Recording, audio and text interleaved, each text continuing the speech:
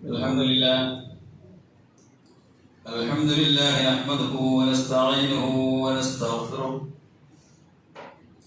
ونؤمن به ونتوكل عليه ونعوذ بالله من شرور أنفسنا ومن سيئات أعمالنا من يهده الله فلا مضل له ومن يضلل فلا هادي له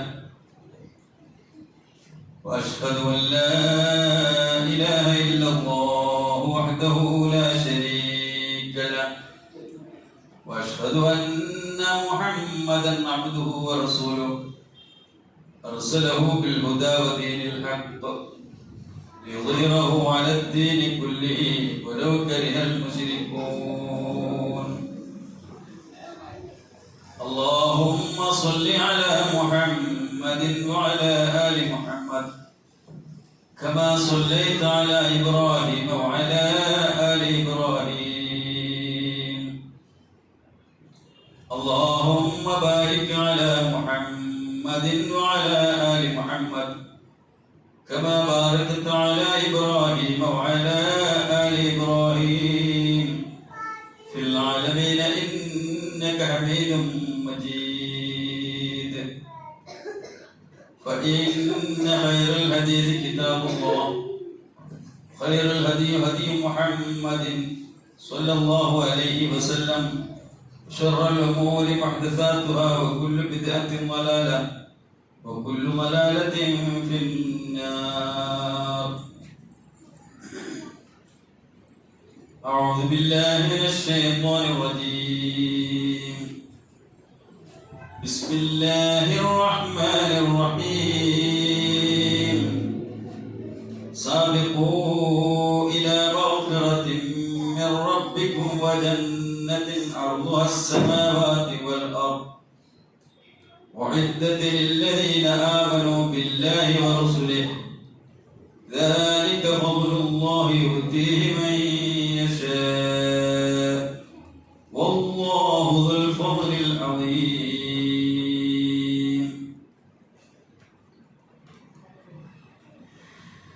സ്നേഹമുള്ള സഹോദരി സഹോദരന്മാരെ, വിശ്വാസികൾ,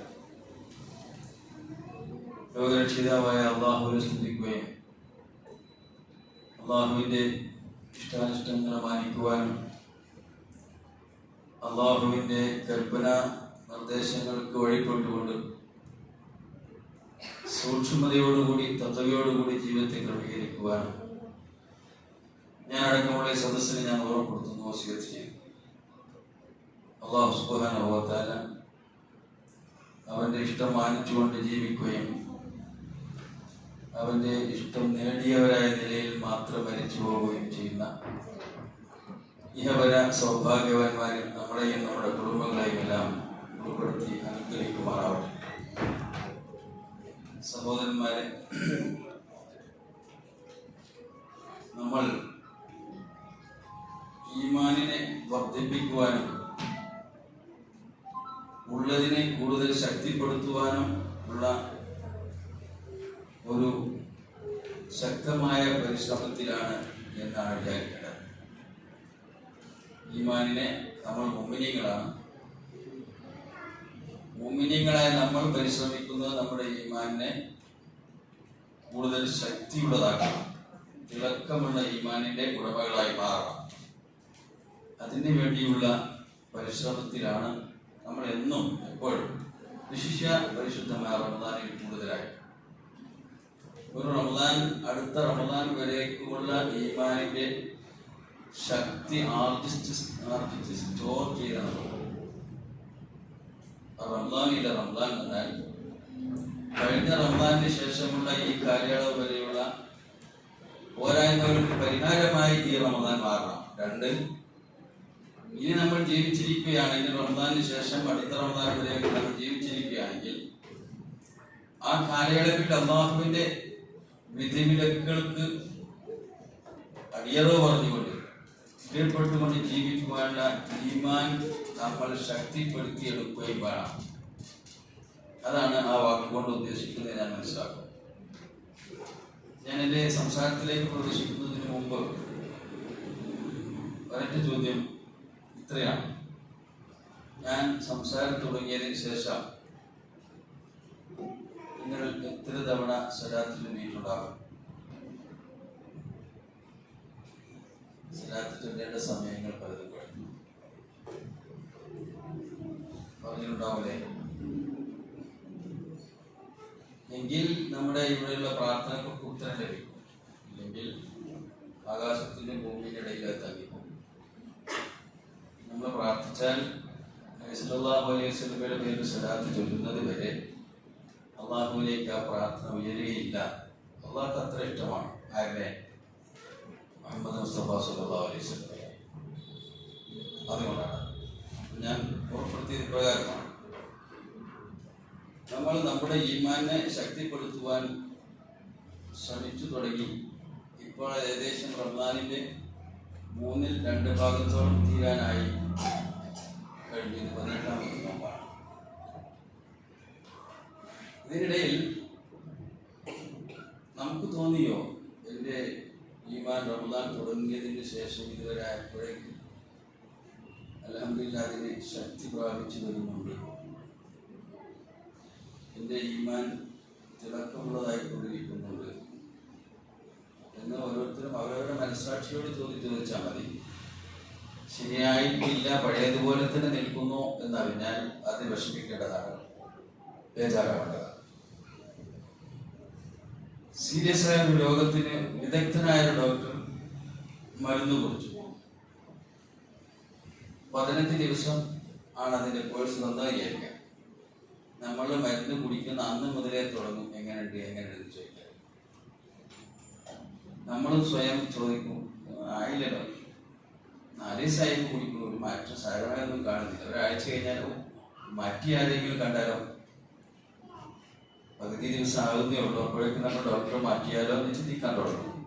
വേറെ ഏത് ഡോക്ടറെ കാണിച്ചാൽ ഇയാളെ മരുന്ന് ഇപ്പോൾ ഒരാഴ്ചയായി ഞാൻ കഴിക്കണേ, സാരമായ മാറ്റമൊന്നുമില്ല, ഡോക്ടറെ മാറ്റിയാലോ, അല്ലെങ്കിൽ ഒന്നും കൂടി പോയി കണ്ടാലോ മുമ്പ് തന്നെ അയാൾ മരുന്ന് വല്ലതും മാറ്റി തരികയാണെങ്കിൽ ഒരു പക്ഷേ കൂടുതൽ എഫക്റ്റബിൾ ആയിരിക്കുമല്ലോ ഇത് നമ്മൾ ചിന്തിക്കും.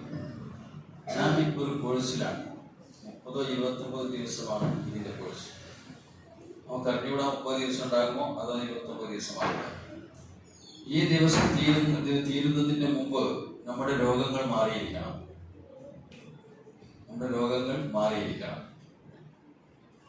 അതോടൊപ്പം തന്നെ നമ്മൾ ആരോഗ്യവാന്മാരായി നിലനിൽക്കുകയും വേണം. ആ രോഗം മനുഷ്യന്റെ സ്വഭാവത്തിലും പെരുമാറ്റത്തിലും ആരാധനാകർമ്മങ്ങളിലും അള്ളാഹുവിനോടുള്ള ഇഷ്ടപ്പെടലിലും ആയിരിക്കും ആരോഗ്യം ഉണ്ടാവുക. ആരോഗ്യം കുറയുക എന്ന് പറഞ്ഞാലോ, സല്ലല്ലാഹു അലൈഹി വസല്ലം പറഞ്ഞു, അൽ ഈമാൻ യസീദു വയൻഖുസ്. ഈമാൻ ചിലപ്പോൾ ഇങ്ങനെ വർദ്ധിച്ചു വരും, ചിലപ്പോൾ അത് ചുരുങ്ങി വരും. യസീദ് ബിതഅത്തില്ലാഹി, അത് വർദ്ധിക്കൽ എങ്ങനെയെന്ന് ചോദിച്ചാൽ അള്ളാഹുവിന് വഴിപ്പെടുന്നതിൽ എത്രമാത്രം കൂടുതലുണ്ടാകുന്നവോ അതിനനുസരിച്ച് ഈമാൻ വർദ്ധിക്കും. വയൻഖുസു ബിമഅസിയത്തില്ല, അള്ളാഹുവിൻ്റെ വിരോധങ്ങളോടും കൽപ്പനകളോടും ഉള്ള താല്പര്യം കുറഞ്ഞു വരികയാണെങ്കിൽ ഉറപ്പിക്കണം, എൻ്റെ ഈമാൻ കുറഞ്ഞു വരുന്നു എന്നത്. ഒരു കാര്യം ഉറപ്പാണ്, നമ്മുടെ റമദാനിൽ തുടക്കത്തിൽ നമ്മുടെ മനസ്സിലുണ്ടായിരുന്ന ഒരുപാട് ആഗ്രഹങ്ങളുണ്ടായിരുന്നു, ഒരുപാട് കാര്യങ്ങളുണ്ടായിരുന്നു. ഇന്നതൊക്കെ ചെയ്യണം, ഇന്ന രൂപത്തിലാവണം, ഇന്നതിനൊക്കെ ഒന്ന് വിട്ടു നിൽക്കണം, കുറച്ചുകൂടി അള്ളാഹുവിന്റെ തൃപ്തി നേടണം, അള്ളാഹുവിന്റെ ഇഷ്ടത്തിന് വേണ്ടി അങ്ങനെ നീക്കി വെക്കണം ഈ റമദാൻ എന്നൊക്കെ ചിന്തിച്ച ആളുകളുണ്ടാവും നമ്മുടെ കൂട്ടത്തിൽ. പക്ഷെ ആ വിചാരിച്ചമായിരുന്നു നമുക്കാകാൻ പറ്റിയില്ല. നമ്മൾ തന്നെ വിചാരിച്ച കാര്യത്തിൽ നമുക്ക് അങ്ങോട്ട് എത്താൻ പറ്റിയിട്ടില്ല പലയിടത്തും. അപ്പൊ നമ്മളിങ്ങനെ കുറച്ച് കഴിഞ്ഞാൽ പഠിച്ചാൽ എന്താണ് ഉണ്ടാവില്ലല്ലോ, ഞാൻ ഇന്ന രൂപത്തിലേക്ക് ചെയ്യണം വിചാരിച്ചാണ്, ഇത്ര ഖുർആൻ ഓതി തീർക്കണം വിചാരിച്ചാണ്, ഇത്ര ആയത്തിൽ മനഃപ്പാടമാക്കണം വിചാരിച്ചാണ്. അതിനപ്പുറം ഇന്ന ആളുകളുമായി ചെറിയ പ്രശ്നങ്ങളൊക്കെ ഉണ്ടായി, അത് തീർക്കണം എന്ന് വിചാരിച്ചിരുന്നു.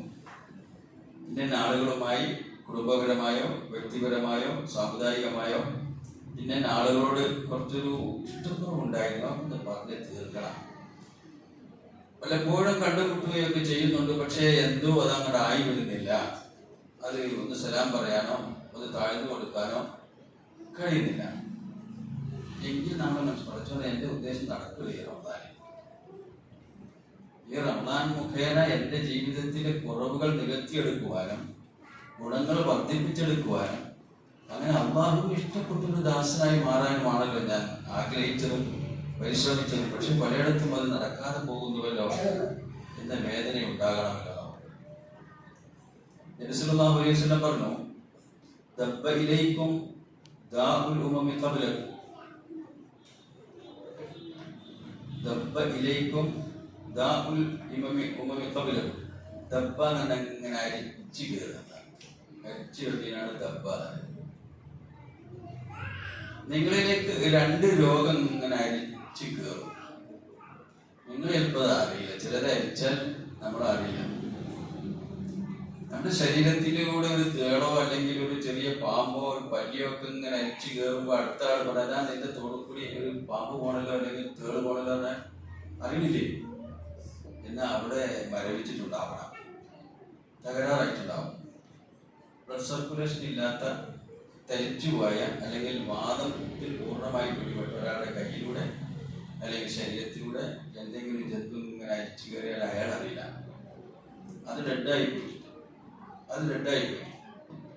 നമ്മളിലേക്ക് ഈ പറഞ്ഞ രോഗങ്ങൾ അരിച്ചു കയറുന്നത് നമ്മൾ അറിയുന്നില്ലെങ്കിൽ നമ്മുടെ ആത്മീയത ഡെഡായിപ്പോയി,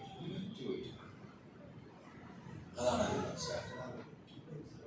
അങ്ങനെയാണെങ്കിൽ പിന്നെ എൻ്റെ ഹൃദയത്തിലേക്ക് ഈമാൻ വേണ്ടതുപോലെ കയറില്ല.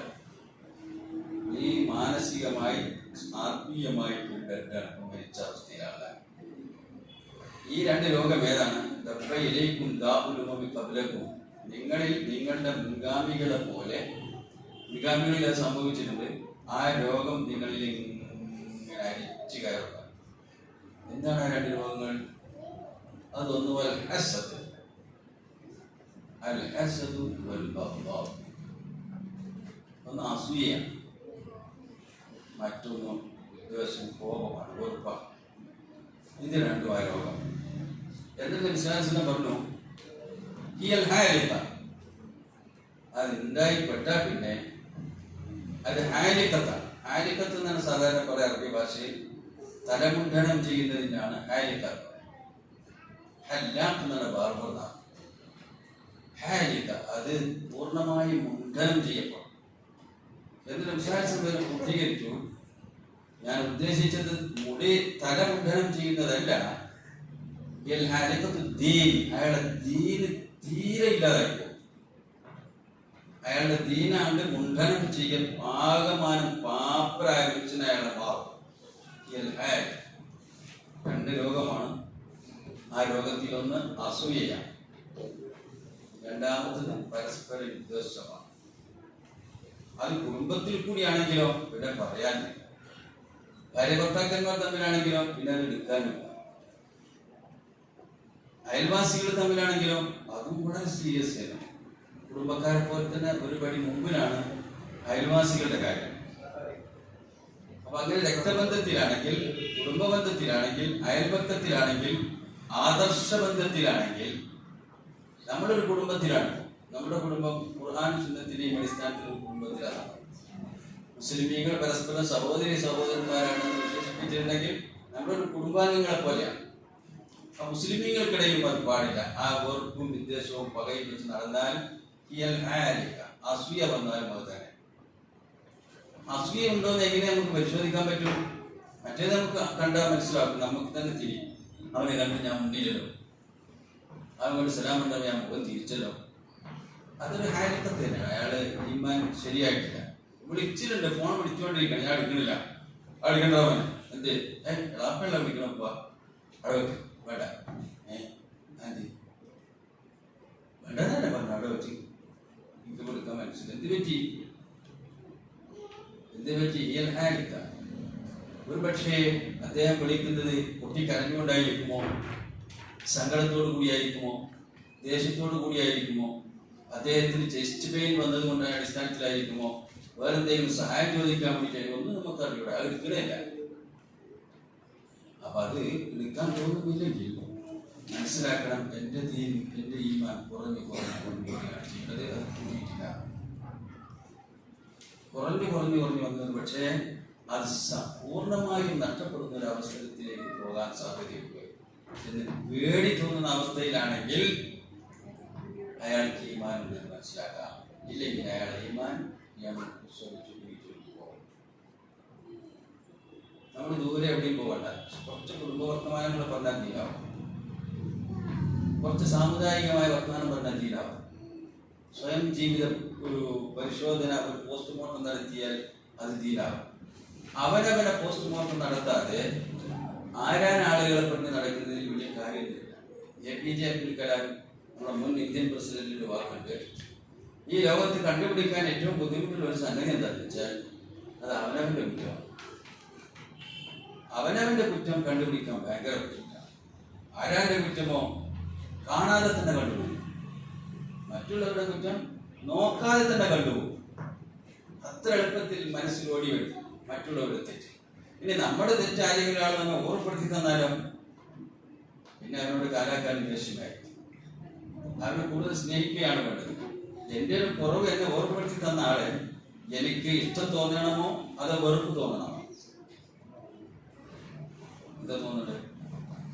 എൻ്റെ ഒരു വീഴ്ച, ഒരു കുറവ് എനിക്ക് സ്നേഹപൂർവം അയാളൊരു ഒരു വെറുപ്പോട് കൂടിയോ പ്രയാസത്തോടു കൂടിയോ ഓർപ്പെടുത്താൻ പാടില്ല. ഒരാളെ കുറ്റം, ഒരാളുടെ പിന്നെ പോരായ്മ അയാളെ ഓർപ്പെടുത്തുന്നത് ഗുണകാംക്ഷയോട് കൂടിയായിരിക്കണം, റഹ്മത്തോട് കൂടിയായിരിക്കണം.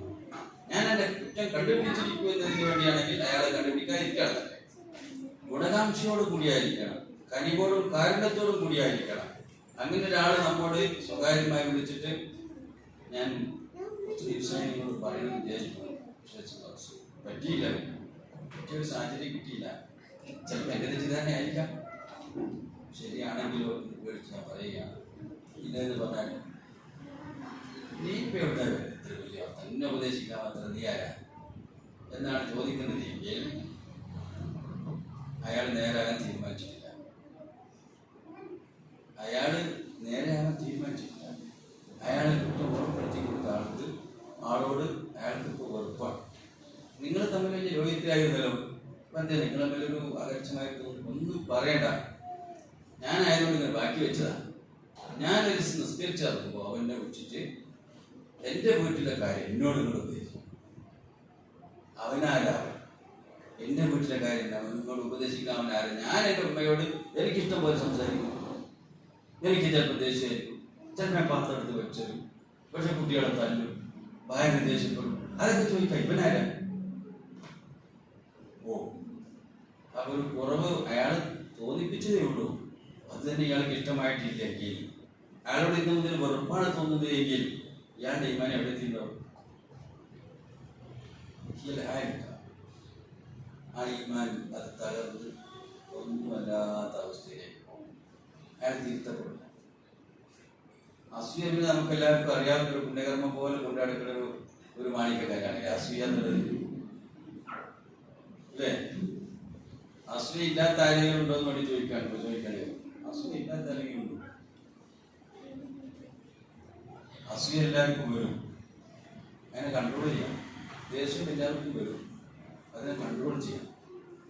അസൂയ മനുഷ്യജന്മത്തിലൂടെ സംഭവിക്കുന്ന ചെറിയ മക്കളെ വരെ അസൂയ ഉണ്ടാവും. കൊച്ചു മക്കൾ, രണ്ടാളുടെ കൂട്ടത്തിൽ, രണ്ട് ചെറിയ മക്കളുടെ കൂട്ടത്തിൽ ഒരാൾക്ക് ഒരു കളിപ്പാട്ട് കൊടുത്തു മറ്റേ കുട്ടിക്ക് അറിയാൻ പറ്റും. കുറെ കാലം ഫൈറ്റ് ചെയ്ത അവർക്ക് അറിയാൻ പറ്റും. കരഞ്ഞു കരഞ്ഞ് കുട്ടി കൊണ്ടുവന്നു, എന്താ പ്രശ്നം? ഇന്നതാ, മറ്റേ ആൾ കൂടെ ഒന്ന് കൊടുക്കാനോ ആട്ടില്ലത്. ശരി, എന്നാ ഈ കുട്ടിയിൽ നിന്ന് വാങ്ങി വെച്ചാലോ? എന്താ കാര്യം? ആ കുട്ടിയുടെ കൂടി വാങ്ങി വെച്ചിട്ട് എന്തേ കുട്ടിക്ക് സമാധാനം സന്തോഷമായതേ? അവൾക്ക് മാത്രമേ കിട്ടിയതിൽ ഒരു അസൂയാണ്. അവൾക്കും ഇല്ല, എനിക്കും ഇല്ല, പ്രശ്നമില്ല. മറ്റൊരാൾക്ക് കിട്ടിയ ഒരു ഗുണം ഇല്ലാതായി പോവുക എന്നത്, അതിനാഗ്രഹിക്കാത്തതിന്റെ പേരെന്താ? വേറൊരാൾക്ക് കിട്ടിയ ഒരു നന്മ, ഒരു ഗുണം, അത് അയാൾക്ക് നഷ്ടപ്പെടുമ്പോൾ സന്തോഷമാകുന്നുവെങ്കിൽ ആ രോഗത്തിന്റെ പേരെന്താ? അതാണ് അസൂയ എന്ന് പറഞ്ഞത്. അതാണ് അസൂയ എന്ന് പറഞ്ഞത്. ആ മിക്കവാറും എല്ലാവർക്കും ഉണ്ടാകും. അതിനെ ട്രീറ്റ് ചെയ്ത് ചികിത്സിച്ച് മാറ്റിയെടുത്തില്ലെങ്കിലോ അടുപ്പിൽ വെച്ച് വിറക് പോലെ നിങ്ങളുടെ സൽക്കർമ്മങ്ങൾ അത് കത്തി കത്തി എരിഞ്ഞ് ചാരമായി തീരും എന്ന് നമ്മോട് പറഞ്ഞത് നമ്മൾ മുസ്തഫ സല്ലല്ലാഹു അലൈഹി വസല്ലം. ആരെങ്കിലും പറഞ്ഞാൽ അതിന്റെ പടയൊക്കെ പറയും. അള്ളാഹു റസൂൽ ഒരു കാര്യം പറഞ്ഞത് സത്യമായിരിക്കും അല്ലേ? അത് സത്യമായി. അപ്പൊ ഇതുപോലുള്ള അസൂയകൾ ചിലപ്പോൾ മരുമകളോട് അമ്മായിമാർക്കുണ്ടാവാം, അമ്മായിമാർക്ക് മരുമകളോടുണ്ടാവാം, ജ്യേഷ്ഠത്തി മദ്യത്തിന് തമ്മിലുണ്ടാവാം, നാത്തുമാർ തമ്മിലുണ്ടാവാം. ഒരേ കുടുംബത്തിൽ അംഗങ്ങൾ തമ്മിൽ അസൂയ വന്നാൽ ആ കുടുംബത്തിന്റെ സുഖം എന്താവും? അവിടെ പിന്നെ ദീൻ നിലനിൽക്കുമോ? ഇല്ല, ദീൻ നിലനിൽക്കില്ല. അപ്പൊ അത് വന്നാൽ അത് ചികിത്സിക്കേണ്ട അമ്മായിയും അതിനേക്കാളും പൊക്കത്തിലാണ് നിൽക്കണമെങ്കിലോ ഇതെല്ലാം നേരാക്കി കൊണ്ടുനടക്കേണ്ടതാണല്ലോ അവിടുത്തെ കാരണം. അവരൊരു പാർട്ടി ചേരുകയും എന്നിട്ട് മറ്റാളെ കുറ്റം പറയുകയും ചെയ്യുകയാണെങ്കിലും ഇതൊക്കെ ഇപ്പൊ ഞാൻ കുറച്ച് കുടുംബകാര്യം പറഞ്ഞാൽ മതി. തന്നില്ലേ റമദാൻ നമ്മെ ഈ വക എല്ലാ ദോഷങ്ങൾക്കും ചികിത്സയാകണമോ ആകണ്ടേ? ചികിത്സയാവണം. നമ്മൾ ഒരുപാട് ആലോചിക്കേണ്ടത്. ഒരു കുടുംബത്തിൽ കാരണത്വം വഹിക്കുന്ന ആളുകൾ ഒരുപാട് ശ്രദ്ധിക്കേണ്ടതുണ്ട്. അവരറിയാതെ ഏതെങ്കിലും ഒരു ഭാഗത്ത് വീണുപോകും. അറിയാതെ ഒരു ഭാഗത്ത് ചേർന്ന് പോയാൽ മറ്റേ ആളുടെ വിഷമം ആരോട് പറയും? പിന്നെ ഉമ്മയെങ്കിലും ആ സംഗതി പറഞ്ഞ് ശരിയാക്കുന്ന വിചാരിച്ചു. ഉമ്മ നേരെ ഭാഗത്താണ് ബാധിക്കുക. ഞാൻ എനിക്കിവിടെ നിൽക്കാനില്ല, എനിക്കൊന്നും സുഖം ഒരു സമാധാനമില്ലാത്ത അവസ്ഥ വന്നു. അപ്പൊ പിന്നെ കുടുംബത്തിന്റെ സുഖം എവിടെ പോകും? ചില ആളുകൾ കുടുംബത്തിൽ വന്നു ചേർന്നത് മാത്രം മതിയാവും. കുടുംബത്തിന് മുഴുവൻ സുഖം പോകും. ഇന്ന് ഏകദേശം ആ അവസ്ഥയിലാണ് ലോകം നിലനിൽക്കുക. കുടുംബത്തിലെ മക്കളെയും മാതാപിതാക്കളെയും തമ്മിൽ തെറ്റിക്കുക.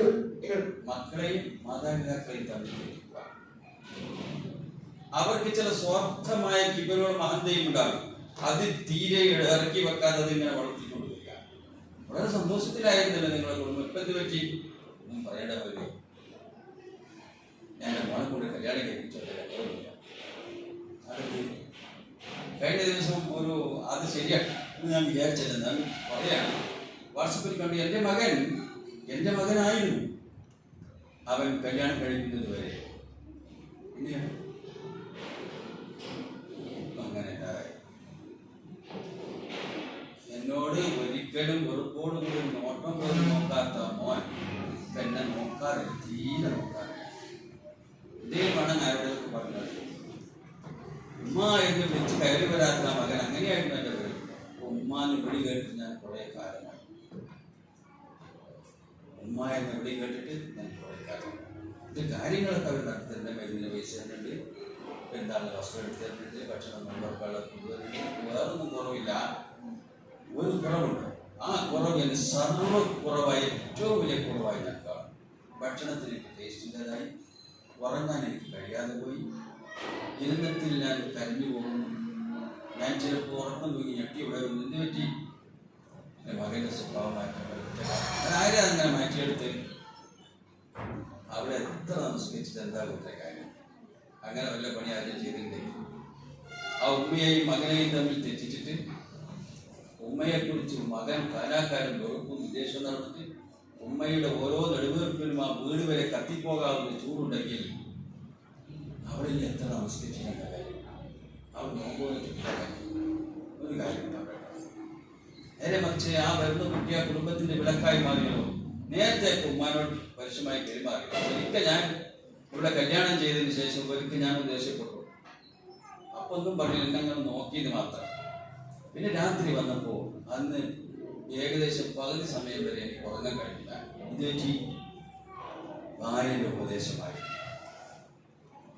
ഞാൻ ആകമാനം ധരിച്ചുപോയി. നിങ്ങളുടെ ഉമ്മയോട് സംസാരിക്കുന്നത് ഞാൻ കേട്ടിട്ട് എനിക്ക് വീട്ടിൽ നിൽക്കണോ എന്ന് ഞാൻ ആലോചിച്ചു പോയി. ഉമ്മയോട് ഈ രൂപത്തിലാണ് നിങ്ങളുടെ സംസാരമെങ്കിൽ നിങ്ങളുടെ കുടുംബത്തെ മാറ്റി എങ്ങനെ ഉണ്ടാകും? അതുകൊണ്ട് നിങ്ങളെ മാറ്റിയെടുത്തു. ഉമ്മ വിഷമിച്ചിരിക്കുന്നത് ഞാനാണ് കാണുന്നത്, നിങ്ങളുടെ അറിവ്. ഉമ്മ വിഷമിച്ചിരിക്കുന്നത് ഞാനാണ് കാണുന്നത്, നിങ്ങളുടെ അറിവ്. നമസ്കാരം കഴിഞ്ഞിട്ട് ഞാൻ വിചാരിച്ചു ഉറങ്ങുകയോ വിചാരിക്കും. അല്ല, അത് കഴിഞ്ഞ് തെളിവോടുകൂടി ഒരു കൈവർത്തലും ഉമ്മാക്കും എന്തായിരിക്കും പറയുന്നത് എനിക്ക് അറിയൂടാ. ഏതായാലും വളരെ വിഷമത്തിലാണ് ഉമ്മ. ഉമ്മാക്ക് ഒരുപാട് ദുഃഖമുണ്ട്. ഉമ്മ ഇതുപോലെ ദുഃഖിച്ചിരിക്കുന്നത് ഞാൻ കണ്ടിട്ടില്ല. ഉമ്മക്ക് ഇങ്ങനെ ദുഃഖവും വെറുപ്പുമാണെങ്കിൽ അള്ളാഹുവിന്റെ നിങ്ങളോടുള്ള മനോഭാവം അതിനെ ആയിക്കോട്ടോ എന്ന് ഈ ഭാര്യ ഞാൻ ഉപദേശിച്ചു. പിന്നെ അയാള് ആ മകൻ എന്തുപോലെയായി, ഒരു കുഞ്ഞിനെ പോലെ ഉമ്മയുടെ അടുത്ത് ഇരുന്നിട്ട് സംസാരിച്ചിട്ട് മാസങ്ങളായിട്ടുണ്ട്. അടുത്ത് പോയിരുന്നു സലാം പറഞ്ഞു, കരഞ്ഞി ഇറങ്ങിപ്പോയിരുന്നത്. അപ്പൊ ഞാൻ ഉമ്മയെ നോക്കി, ഉമ്മയും കരയുന്നുണ്ട്, മകനും കരയുന്നുണ്ട്. എന്ത് പറ്റുമ്മ? ഒന്നുമല്ല മോളെ, എനിക്കിത് മതി, ഞാനിപ്പോ കരയാൻ സന്തോഷം കൊണ്ടാണ്. ഇതുവരെ ഞാൻ സങ്കടം കൊണ്ട് കരയുകയാണില്ല, ഇപ്പോൾ ഞാൻ സന്തോഷം കൊണ്ട് കരയും. ഇത് പറ്റി എൻ്റെ മകൻ്റെ അവന് സംഭവിച്ച തെറ്റുകളൊക്കെ എന്നോട് ഏറ്റു പറഞ്ഞു. സങ്കടം ഇത്ര പ്രശ്നം ഞാൻ വിചാരിച്ചില്ല. അപ്പോ സന്തോഷമായി. അവളെന്തിനാ ഈ കുറെ നോമ്പ് നോക്കുന്നത്? ഇല്ലെങ്കിൽ തന്നെ ഹദീസിൽ കാണാം, ഒരു മനുഷ്യനെ മലക്കുൽ മൗത്ത് പിടിച്ചു കൊണ്ടുപോകുന്നു അദ്ദേഹത്തിന്റെ റൂഹ് സ്വീകരിക്കാൻ വേണ്ടിയാണ്. കുറച്ചു കഴിഞ്ഞപ്പോൾ ബിർറുൽ വാലിദൈനി വന്നു. അദ്ദേഹം മാതാപിതാക്കൾക്ക് വേണ്ടി ചെയ്ത നന്മകൾ വന്നിട്ട് പറഞ്ഞു, ഇദ്ദേഹത്തെ ഇപ്പോഴത്തെ മരിപ്പിക്കരുത്, ദീർഘായുസ്സാണ്. ഇതേ കാര്യം മാതാപിതാക്കൾക്ക് ഇഷ്ടമാണെങ്കിൽ മാതാപിതാക്കൾക്ക് ചെയ്യുന്ന പുണ്യം ആയുസ് വർദ്ധിപ്പിക്കും. മാതാപിതാക്കൾക്ക് ചെയ്യുന്ന പുണ്യം ആയുസ് വർദ്ധിപ്പിക്കും. ഞാൻ ആഖിറത്തിലോ ആഖിറത്തിൽ ആയുഷല്ലേ ഉള്ളൂ, അത് വർദ്ധിപ്പിക്കാനില്ലല്ലോ. ആഖിറത്തിൽ ആയുഷല്ലേ ഉള്ളൂ. അപ്പൊ അവിടെ എന്ത് കിട്ടും? അത് സ്വർഗം. എന്താ അവിടെ ചെയ്തത്? ഉമ്മയെ വേദനിപ്പിക്കാതെ ഉമ്മക്ക് ആവശ്യമായ സൗകര്യങ്ങളൊക്കെ ചെയ്തു കൊടുത്ത്, അത് ഹിന്ദുക്കളൊക്കെ ചെയ്യുന്നില്ലേ? അവരുടെ അമ്മയും അച്ഛനെയും നോക്കുന്നില്ലേ? ക്രിസ്ത്യാനികൾ ചെയ്യുന്നില്ലേ? ഉണ്ട്. അവർക്ക് അതിന് പരലോകത്തുള്ള കൂലിയുണ്ടോ? അവർക്കതിന് പരലോകത്ത് കൂലിയില്ലല്ലോ. നമ്മളോ, നമുക്കതിന് കണക്കാക്കാൻ പറ്റാത്ത കൂലിയുണ്ട്. ആ കൂലിയുടെ അടിസ്ഥാനം എന്താ? അമുസ്ലിമീങ്ങളായ ആളുകൾ ചെയ്താൽ പരലോകത്ത് അതിന് കൂലിയൊന്നുമില്ല. മുസ്ലിമീങ്ങളായ ആളുകൾ ചെയ്യുമ്പോൾ പരലോകത്ത് കൂലിയുണ്ട്. അതിന്റെ കാരണം എന്താ?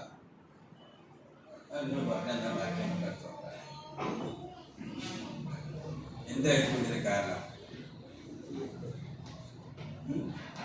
നിങ്ങൾ രാവിലെ എഴുന്നേറ്റ് നിങ്ങളുടെ വീടും അടുക്കളയും ചുറ്റോട്ടും കിച്ചണിലെ പാത്രങ്ങളൊക്കെ കഴുകി വെക്കാറില്ലേ? അല്ലെങ്കിൽ രാത്രി തന്നെ കഴുകി വെച്ച് വൃത്തിയാക്കാറില്ലേ? നിങ്ങൾ കിടക്കാനുള്ള വിരിപ്പൊന്ന് തട്ടിക്കുടഞ്ഞ് നിങ്ങളൊക്കെ വൃത്തിയാക്കി കുട്ടികളാന്ന് കിടന്നോളെന്ന് പറയാറില്ലേ? ഉണ്ടല്ലോ. ഇപ്പൊ എവിടെ മോനെ റെഡി ആക്കണമെന്ന് കിടക്കാൻ പറയും. ഇപ്പൊ കുറെ നേരം ഇങ്ങനെ ഇരിക്കണം, എന്തിനാ ഉറക്കം തൂങ്ങിയിരിക്കണത്, ഒന്ന് കിടക്കാൻ പറയും. വിരിപ്പൊക്കെ റെഡിയാക്കിയിട്ടുണ്ട്. അത് അടുത്ത വീട്ടിലെ പിന്നെ ഗോപാലിന്റെ ഭാര്യ ചെയ്തിട്ടുണ്ടാവുമല്ലോ, അപ്പുറത്തെ വീട്ടിൽ ക്രിസ്ത്യാനിയുടെ ഔസേപ്പും ചെയ്തിട്ടുണ്ടാവുമല്ലോ ഭാര്യ. ഈ മുസ്ലിമായ ഫാത്തിമ ഇത് ചെയ്തതിന് കൂലിയുണ്ട്, അവർക്കുണ്ടാക്കും. അതിന് പരലോകത്ത് കൂലിയില്ല. ഈ കൂലിയുടെ മാനദണ്ഡം എന്താണ് ചോദിക്കണത്? അള്ളാഹു പാർശ്വാലിറ്റി കാണിക്കുകയാണോ?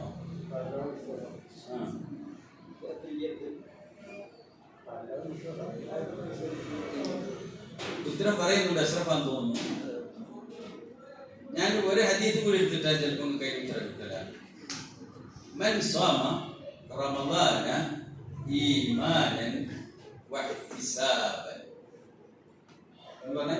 മൻ സ്വാമ റമളാന ഈമാനൻ واحتسابا غفر له ما تقدم من ذنبه من قام رمضان ايمانا واحتسابا غفر له ما تقدم من ذنبه. ഈ നോമ്പ് മുഖേന കഴിഞ്ഞു പോയ പാപങ്ങൾ കൊടുക്കപ്പെടുന്നത് എന്തിന്റെ അടിസ്ഥാനം? അയാൾ നോമ്പ് നോറ്റത് ഈമാനിന്റെയും ഇഹ്തിസാബിന്റെയും. ഈമാൻ തന്നെ നിങ്ങൾ മനസ്സിലായി. ഇഹ്തിസാബാണ് കൂലി കിട്ടണമെന്ന് മോഹിച്ചു, കൂലിയെ പ്രതീക്ഷിച്ചുകൊണ്ട് നോമ്പ് നോറ്റാൽ അപ്പൊ അത് ഈമാന് ബന്ധപ്പെടും അല്ലേ? അമല് ചെയ്യുന്ന പ്രവൃത്തി ഈമാനുമായി ബന്ധപ്പെട്ടിട്ടാണ് കൂലി കിട്ടുന്നതും കിട്ടാതിരിക്കുന്നതും. എല്ലാവരും രാവിലെ എഴുന്നേറ്റ് ബ്രഷ് ചെയ്യല്ലോ, പല്ലൊക്കെ തേച്ച് വൃത്തിയാക്കില്ല. ഏത് മനുഷ്യനെ ചെയ്യാത്തത്? പക്ഷെ നമ്മൾ ബ്രഷ് ചെയ്തതിന് അള്ളാന്റെ കൂലി നമ്മുടെ വായു പല്ല് വൃത്തിയാക്കിയതിനെ. അപ്പുറത്തെ കാപ്പുകളെ ചെയ്ത് അവർക്ക് അള്ളാന്റെ കൂലി വായു വൃത്തിയാക്കി. നിങ്ങൾ നിങ്ങളുടെ വീടും അതിന്റെ ഉമ്മറവും മുറ്റവും ഒക്കെ അടിച്ച് വൃത്തിയാക്കി, അതിന് നിങ്ങൾക്ക് കൂലി. മറ്റൊരു ആ പണി ചെയ്തു, അതിന് പരലോകത്ത് കൂലിയൊന്നുമില്ല. ബെഡ്റൂമില് നിങ്ങൾ ബെഡ് അടിച്ച് തൊട്ട് വൃത്തിയാക്കി കിടക്കാൻ പറഞ്ഞു, അതിന് കൂലിയുണ്ട്. നിങ്ങൾ നിങ്ങളുടെ കുഞ്ഞുങ്ങളെ വാരി പുണർന്ന് ഉമ്മ വെക്കുകയും ആ കുഞ്ഞുങ്ങൾക്ക് ഭക്ഷണം കൊടുക്കുകയും അവരെ താരാട്ടി ഉറക്കുകയും ചെയ്യുന്നു. നിങ്ങൾക്ക് അതിന് കൂലിയുണ്ട്, മറ്റവർക്ക് അതിന് പരലോകത്ത് കൂലിയൊന്നുമില്ല. അജമന്റെ മൂമിനിന്റെ കാര്യം എന്തൊരു അത്ഭുതം! അവൻ എല്ലാത്തിനും കൂലി കിട്ടിക്കൊണ്ടേയിരിക്കുന്നു. മറ്റുള്ളവർക്ക് അതിന് കൂലിയൊന്നുമില്ല, പരലോകത്ത് കൂലിയൊന്നുമില്ല. നമ്മൾ മനസ്സിലാക്കണേ, നാം നമ്മെ മനസ്സിലാക്കണേ. നമ്മൾ മഹാഭാഗ്യവാന്മാരാണ്. നമ്മുടെ ജീവിതം കൊണ്ട് മുഴുവനും നമുക്ക് പുണ്യം നേടാൻ പറ്റും. കാരണം അതൊക്കെ അള്ളാഹുവിന് വേണ്ടി നമ്മൾ സമർപ്പിക്കുമെങ്കിൽ, അള്ളാഹുവിൽ നിന്ന് കൂലി കിട്ടുമെന്നുള്ള വിശ്വാസത്തോടു കൂടിയാണെങ്കിൽ അതിനൊക്കെ കൂലി കിട്ടിക്കൊണ്ടേ നാം ഒരു പക്ഷേ പരലോകത്ത് രക്ഷപ്പെടുന്നത് നമ്മുടെ നോമ്പോ നമസ്കാരം പോലുള്ള കാര്യങ്ങൾ കൂടെ ആയിരിക്കാൻ സാധ്യതയില്ല. അത് വളരെ ശ്രേഷ്ഠമാണ്. പക്ഷേ വേറെ ചില കാര്യങ്ങൾ കൊണ്ട് നാം കണക്കാക്കാത്ത ചില ഗുണങ്ങൾ കിട്ടും. അത് നമ്മൾ കണക്കാക്കിയിട്ടില്ല. അതേതെന്നറിയാമോ? നിങ്ങൾ നിങ്ങളുടെ ഭാര്യമാരെയും മക്കളെയും പോറ്റാൻ വേണ്ടി രാവിലെ ഇറങ്ങിപ്പോയി വൈകുന്നേരം വരെ പണിയെടുത്തു, വീട്ടിലേക്ക് ആവശ്യമായ സാധനം കൊണ്ടുകൊടുത്തു. നിങ്ങൾക്ക് ഇഷ്ടപ്പെട്ട ഡൈനിന്റെ സാധനം കിട്ടിയാൽ റായത്തായി. ഇതുവരെയുള്ള നോക്കിലൊരു കുഴപ്പമൊന്നുമില്ല, സന്തോഷമായി. നിങ്ങൾ പണിയെടുത്തു, കുറച്ച് മിച്ചം വെക്കണം വിചാരിച്ചു, മിച്ചൊന്നും ആയില്ല. അടുത്ത ആഴ്ച വെക്കാൻ വിചാരിച്ചു, അതൊന്നും ആയില്ല. നോമ്പ് മുഴുവൻ വെക്കണം വിചാരിച്ചു, ഒന്നും ഇല്ല, എല്ലാം ചിലവായി പോയി.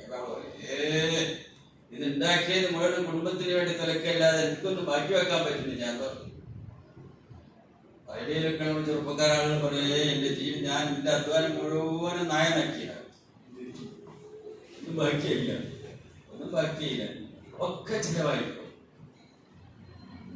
സത്യത്തിൽ അതൊരു മുസ്ലിം പറയാൻ പറ്റിയ വാക്കാണോ? അല്ലല്ലോ. അയാൾ ചെലവാക്കിയതൊക്കെ നഷ്ടപ്പെട്ടു പോയോ? അയാൾ ചെലവാക്കിയത് കുടുംബത്തിന് വേണ്ടി ചെലവാക്കിയതിന്റെ പുണ്യം പരലോകത്ത് ചെയ്യുമ്പോൾ കാണാം. കണക്കാക്കാൻ പറ്റാത്ത കൂമ്പാരത്തിന്റെ മുമ്പിൽ അദ്ദേഹത്തിന് പറഞ്ഞു,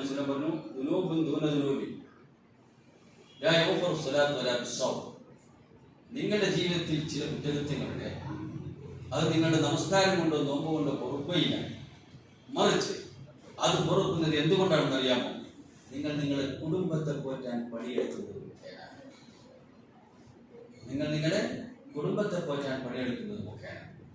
ഗൾഫിലെ കയറുന്ന സമയത്ത് ജോലി ചെയ്ത് ശമ്പളം കിട്ടുമ്പോൾ ബാങ്കിലേക്ക് ഓടും. ആ പൈസ വീട്ടിൽ എത്തണം.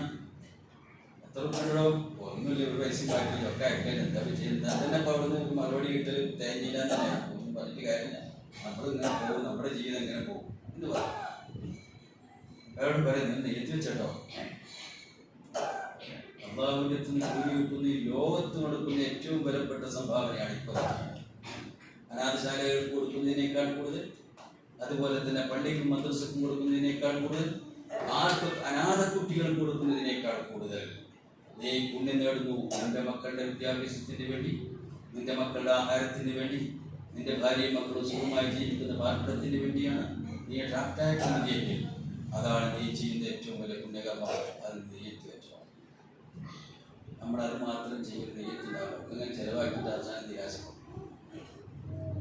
അങ്ങനെയുള്ള അപ്പൊ നിങ്ങൾ വിചാരിച്ചോ, പ്രത്യേകിച്ച് സഹോദരിമാർ വിചാരിച്ചോ, നിങ്ങൾ പറയും നമുക്ക് ഈ ആണുങ്ങളുമായി തറാവി നിസ്കരിക്കാൻ ദൈവത്തിസ്കരിക്കാൻ ഒന്നും നമുക്ക് നേരം കിട്ടില്ല. നമ്മുടെ കുട്ടികള്, മക്കള്, ഭർത്താവ്, കുടുംബം, വീട് എന്ന് പറഞ്ഞ് തല കുത്തി പറഞ്ഞ് നമ്മുടെ ആയുസ്സിനാണ്ട് പോകും.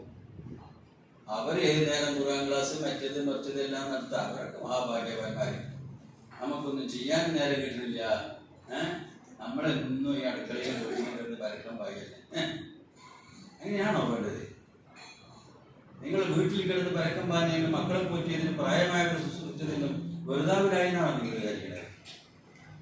അത്ര പേര് പക്ഷേ ഖുർആൻ ക്ലാസ്സിൽ പോയിട്ടുണ്ടാവില്ല, ഹജ്ജിന് പോയാലും ഉണ്ടാവില്ല. ഹജ്ജിന് പോകുന്ന ആളോട് വിശ്വാസം പറയാം, എന്താ നീ ഹജ്ജിന് പോകാൻ? അതെ. വീട്ടിൽ പ്രായമായ ആരെങ്കിലും ഉണ്ടോ? ഉമ്മണ്ട്. നീ അവിടെ പോയി ഹജ്ജ് ചെയ്യാൻ? ഉമ്മ എന്താ കഴിവാണ് അവിടെ പോയി ഹജ്ജ് ചെയ്യാൻ? നീ നിന്റെ മാതാപിതാക്കളെ ശുശ്രൂഷിച്ച് വീട്ടിലിരുന്നോ? ഹജ്ജിന് പോകുന്നതിനേക്കാൾ ഒരുപക്ഷെ കൂലി നിനക്ക് അതിന്റെ കിട്ടുള്ളൂ.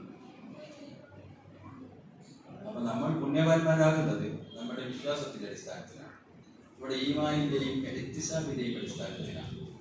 അത് ചെറിയ കാര്യമാണെങ്കിൽ പോലും അള്ളാഹു അതിനെ വലുതാക്കിയെടുക്കുന്നു. എത്ര വലുതാക്കിയെടുക്കുന്നവരുടെ അള്ളാഹുവിന്റെ ഇഷ്ടത്തിന് വേണ്ടി ചെയ്യുന്ന കർമ്മങ്ങളുടെ വലിപ്പം അങ്ങോട്ട് പറയാതെ പറഞ്ഞില്ല. അത് ഇത്ര വർദ്ധിപ്പിക്കുമെന്ന് പറഞ്ഞില്ല. നമ്മളൊക്കെ പറയും 70,000, അതൊക്കെ ചെറുതാണ്. അതിനേക്കാളാണ് ചിലപ്പോൾ നമ്മുടെ ആയുസ്സിൽ ചെയ്യുന്ന ഏറ്റവും നല്ല ഒരു പുണ്യകർമ്മം ഉണ്ടാവും. അത് നമുക്ക് അറിഞ്ഞിട്ടില്ല. അള്ളാഹു അത്ര ഇഷ്ടപ്പെട്ടുണ്ടാവും. ആ സന്ദർഭത്തിനും സാഹചര്യത്തിനും ഇയാളുടെ ചെയ്തിയുടെ മനോവികാരത്തിനും അനുസരിച്ച് വളരെ വലിയ പുണ്യമായിരിക്കും. പക്ഷെ അയാൾ അത്ര ഒന്നും കണക്കാക്കിയില്ല. ആ കണക്കിനനുസരിച്ച് അദ്ദേഹത്തിന്റെ മറ്റു സൽക്കർമ്മങ്ങളും കൂടി കൂലി വർദ്ധിപ്പിക്കുക എന്നുള്ളത് ചെയ്യുന്നവരാണ് ആര്? അള്ളാഹു. സുബ്ഹാനല്ലാഹ് എന്ന് പറഞ്ഞാൽ, അള്ളാഹുവിനെ കുറിച്ച് ആലോചിച്ചാൽ, അള്ളാഹു നമ്മോട് കാണിക്കുന്ന കാരുണ്യവും കടാക്ഷങ്ങളും, നമുക്ക് കാണിക്കുന്ന മഹഫറത്തുകളും മഹബത്തുകളും, അള്ളാഹു നമ്മെ ഇഷ്ടപ്പെടുന്നതും അറിയുന്നതും സേവനം ചെയ്യുന്നു കൊണ്ടിരിക്കുന്നത് നമ്മൾ മനസ്സിലാക്കിയാൽ സുജൂദിൽ നിന്ന് തലയെടുക്കാറാണ്. എന്നെ ഇത്ര അധികം ഇഷ്ടപ്പെടുന്നുണ്ട് അള്ളാഹു എന്ന് തോന്നിപ്പോ. എന്നെ അള്ളാഹു ഇത്രയേറെ ഇഷ്ടപ്പെടുന്നു, ഞാനത് മനസ്സിലാക്കിയില്ലല്ലോ. പഠിച്ചത് എൻ്റെ റബ്ബിനെ എനിക്ക് മനസ്സിലാക്കാൻ കഴിഞ്ഞില്ലല്ലോ. എൻ്റെ നാഥനെ എനിക്ക് അറിയാൻ കഴിഞ്ഞില്ലല്ലോ. പ്രായമായി മരിക്കാൻ നേരത്താണ് ഉമ്മാനെ മനസ്സിലാകണമെങ്കിൽ ഉമ്മാനെ എനിക്ക് അറിയാതെ പോയല്ലോ.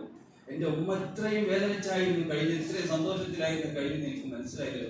ഉമ്മ, ഞാൻ വലിയ ദുഷ്ടനായിപ്പോയി. എനിക്ക് എൻ്റെ ഉമ്മയെ മനസ്സിലാക്കാൻ കഴിഞ്ഞില്ലല്ലോ ഇതുവരെ. എനിക്കെൻ്റെ ഭർത്താവിനെ മനസ്സിലാക്കാൻ കഴിഞ്ഞില്ലല്ലോ ഇതുവരെ. എനിക്കെൻ്റെ സഹോദരനെ മനസ്സിലാക്കാൻ കഴിഞ്ഞില്ലല്ലോ ഇതുവരെ എന്നത് ചിലപ്പോൾ മനസ്സിലാക്കുമ്പോൾ പൊട്ടിക്കരയുന്ന അവസ്ഥയുണ്ടാകും. അള്ളാഹുവിനെയാണ് മനസ്സിലാകാതെ പോയതെങ്കിലോ?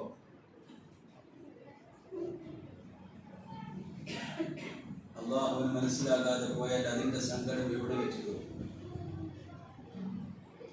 അള്ളാഹുവിനെ എങ്ങനെ മനസ്സിലാകുക? അള്ളാഹു നമ്മളോടുള്ള പരാതി പറയും. പറഞ്ഞിട്ടുണ്ട് ഖുർആനിൽ ഒരുപാട് പരാതി പറയും. അള്ളാഹുവിന് നമ്മെ ഇഷ്ടമായിരിക്കുമോ എങ്ങനെ മനസ്സിലാക്കാൻ പറ്റും? അള്ളാഹുവിന് നമ്മെ ഇഷ്ടമായിരിക്കുമോ എന്ന് എങ്ങനെ മനസ്സിലാക്കാൻ പറ്റും?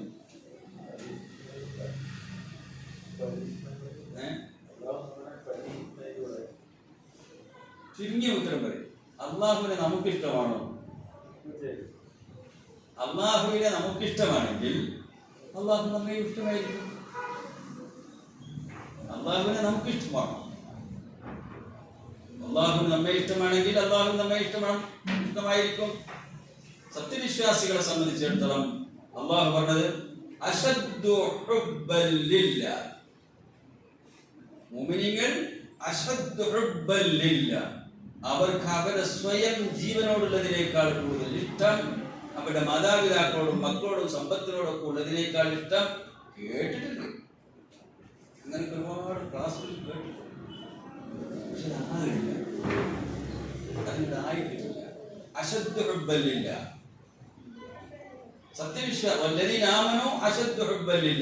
സത്യവിശ്വാസികളുടെ അടയാളം അവർക്ക് ഏറ്റവും കൂടുതൽ ഇഷ്ടം അള്ളാഹുവിനോടായി. അതിനപ്പുറം ഒരു ഇഷ്ടം വേറെ ആരോ അത് പരിശോധിക്കാൻ പറ്റാം. എനിക്ക് എൻ്റെ ഏറ്റവും കൂടുതൽ ഇഷ്ടം എൻ്റെ റബ്ബിനോടാണ്. എങ്ങനെ റബ്ബിനെ ഇഷ്ടപ്പെടുക? റബ്ബ് വീട്ടിൽ ഇരുന്ന് വരും ഉണ്ടാക്കി കൊടുക്കാൻ. റബ്ബിന് വേണ്ടി എന്താ നമ്മൾ ഒരുക്കേണ്ടത്? അള്ളാഹുവിന്റെ ഇഷ്ടത്തിന് വേണ്ടി നമ്മൾ ഒരുക്കേണ്ടത് എന്താ?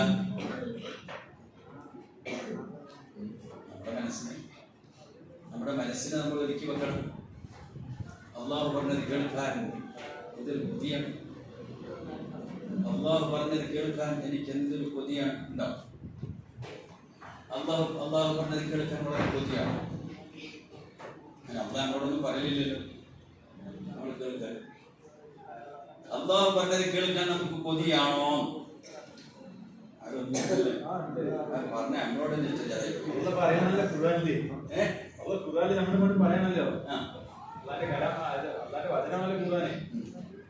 അപ്പൊ അത് കേൾക്കുമ്പോ അതിന്റെ എക്സസൈസും വായിച്ച് നോക്കുമ്പോ നമ്മൾ ചിന്തിച്ച് ഒരുപാട് ഇഷ്ടപ്പെടല്ലോ. പ്രൊഫസർ എത്രമാത്രം നമ്മൾ സ്നേഹിക്കുന്നുണ്ട്. നമ്മുടെ എന്ത് തെറ്റ് ചെയ്താലും അപ്പൊ തന്നെ ശിക്ഷ തരാൻ കഴിവുള്ളവരാണ്. പക്ഷെ നമ്മളെ വിട്ടുവെക്കണം, ക്ഷമിക്കണം. അതിന്റെ പോലെ ഒരു കാര്യങ്ങളാണ് പറഞ്ഞപ്പോഴാണ് ഈസാ അലൈഹിസ്സലാം ലോകത്ത് ജീവിച്ചു മരിച്ചുമായ മുഴുവൻ ക്രിസ്ത്യാനികളെ മുൻനിർത്തിക്കൊണ്ട് അദ്ദേഹം പറയുന്നുണ്ട്,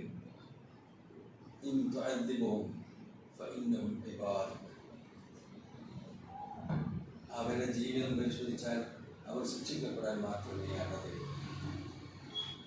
فإنهم عباد إن تعذبهم فإنهم عباد നീ അവരെ ശിക്ഷിക്കുകയാണെങ്കിൽ ഒരു നിവൃത്തിയില്ല ശിക്ഷ തന്നെ ചെയ്യും അവർ നിന്റെ അടിമകളാണ്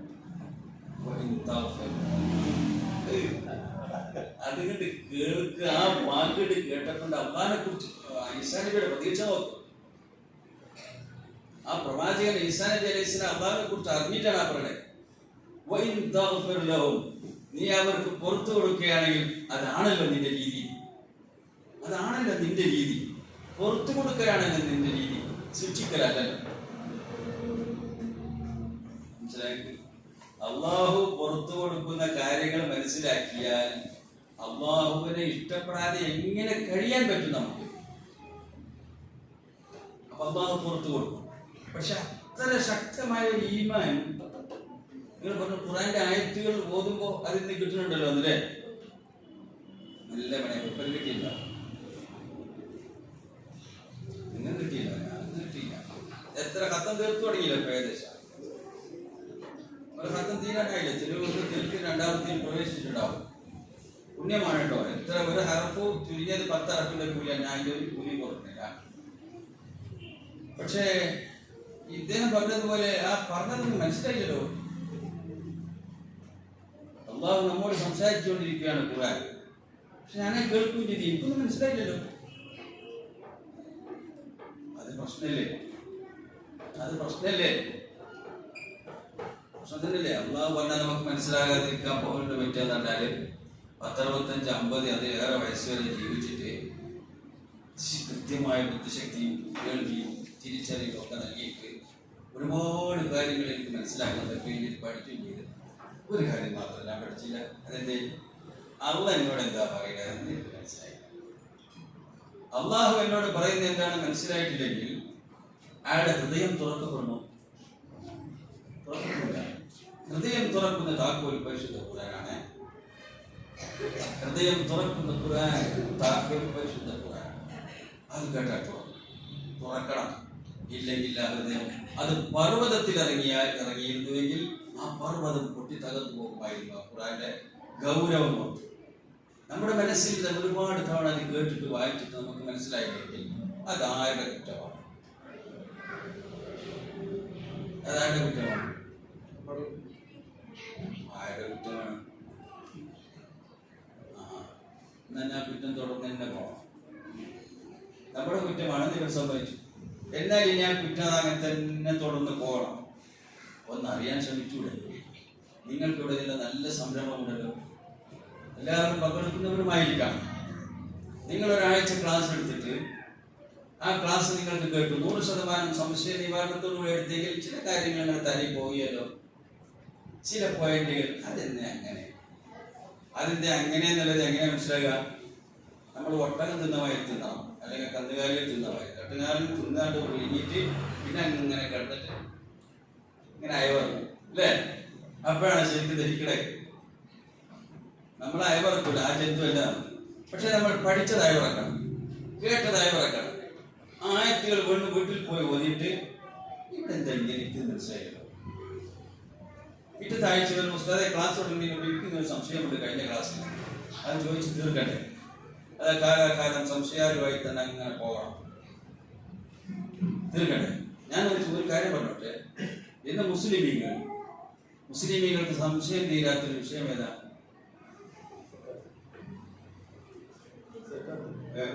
മുസ്ലിമീങ്ങൾക്ക് സംശയം തീരാത്ത വിഷയം ഏതാ അല്ലേ തൗഹീദിൽ ഇപ്പോഴും സംശയം തീർന്നില്ല ബദരീങ്ങളോട് ചോദിച്ചാലെന്താ കിട്ടിയില്ലെങ്കിൽ ചോദിച്ചിട്ടില്ല കിട്ടണം കിട്ടിക്കോട്ടെ എന്നൊരു വിശ്വാസത്തിൽ പോണില്ല മുസ്ലിമീങ്ങൾ അങ്ങോട്ട് പോയാൽ ഒരാൾ മുമ്പത്തെ തങ്ങളെന്ന് വിളിച്ചു അങ്ങോട്ട് പോയിട്ടാ താങ്കളുടെ അന്ന് തന്നെയല്ല അത് നമുക്ക് പറയും ഉച്ചതം വിദേശിക്കാണെന്നല്ലേ ഉള്ളൂ അതുകൊണ്ട് ഇപ്പം എന്താ നിങ്ങൾ കഴിഞ്ഞ വെള്ളിയാഴ്ചയോ ഒത്തുപേര് അല്ലെങ്കിൽ അതിന് ശേഷം കേട്ടാവുമല്ലോ ബദറിലേക്ക് ഇറങ്ങുമ്പോൾ 2 സെറ്റാണല്ലോ ഒന്ന് അബൂജഹലിന്റെ സെറ്റും മറ്റൊന്ന് മുത്തനബിയുടെ സെറ്റും രണ്ടുപേരും പ്രാർത്ഥിച്ചത് എങ്ങനെയായിരിക്കും അല്ലാഹുമ്മ അല്ലാഹുമ്മ അല്ലാഹുമ്മ എന്ന് വിളിച്ച് തന്നെയാണ് മുസ്ലിങ്ങളായ ഖുറൈശികൾ പ്രാർത്ഥിച്ചത് അവരുടെ ലീഡറായ അബൂജഹലും അങ്ങനെ തന്നെയാണ് പ്രാർത്ഥിച്ചത്. ഞങ്ങളിൽ 2 ദീനുണ്ടെക്കും അല്ലാഹുവേ, ഈ 2 ദീനിൽ ഏതാണ് ശരിയെന്ന് നിനക്ക് നന്നായി അറിയാം. ആ നല്ല ദീനിനെ നീ ജയിപ്പിക്കണമേ. അല്ലേ? ഞങ്ങൾ 2 പാർട്ടികളായിട്ടാണ്, ഒന്ന് മുഹമ്മദിന്റെ കൂടെ, മറ്റൊന്ന് എന്റെ കൂടെ. ഇതിൽ ഏത് പാർട്ടിയാണ് നിനക്കിഷ്ടം? നിന്റെ മതം കൊണ്ട് നടക്കുന്ന എനിക്കറിഞ്ഞൂടാ, നിനക്ക് നന്നായിട്ട് അറിയാം. ആ നല്ല പാർട്ടിയെ നീ ജയിപ്പിക്കണം എന്ന് വിളിക്കണത് മുഴുവനും അല്ലാഹുമ്മ അല്ലാഹുമ്മ അല്ലാഹുമ്മ. ഒരൊറ്റ അബൂജഹൽ ഗുരുവായൂരപ്പാൻ വിളിച്ചില്ല, ഇതേറ്റ് പുറത്ത് തള്ളിയിട.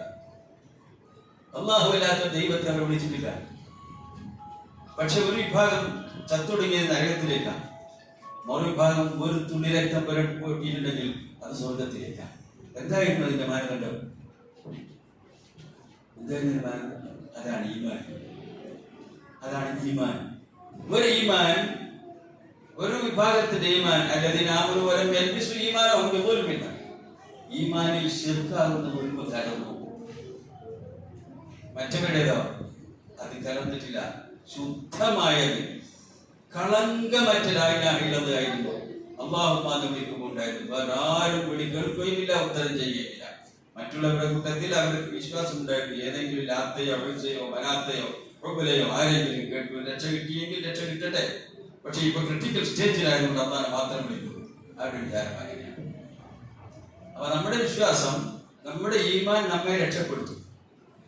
എങ്ങനെയാണെങ്കിൽ നമ്മുടെ ഈമാനിൽ കലർത്തുക. അതെങ്ങനെയാണ് കൂട്ടുകാർ ഈമാനിൽ ശക്തിപ്പെടുത്തുക? ഇബ്രാഹിം നബി അലൈഹി ഇസ്ലാം അള്ളാഹുവോട് പറഞ്ഞു. ഇതിന്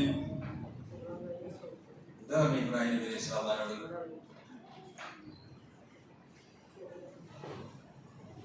ഇബ്രാഹിം നബി അലൈഹി ഇസ്ലാം പറഞ്ഞു, അരിനി കൈഫ തുഹിയിൽ മൗത. ഞാൻ ചെന്ന് ഫേസിയെ സംസാരിക്കുന്നത് നമ്രൂദിനോടാണ്. അവൻ ചില്ലറക്കാരനല്ല, ഈ നാടിന്റെ ഭരണാധികാരി ചക്രവർത്തിയുമാണ്. അവൻ തന്നെ പടച്ചോന്ന് തന്നിട്ട് അവൻ നടകളെ.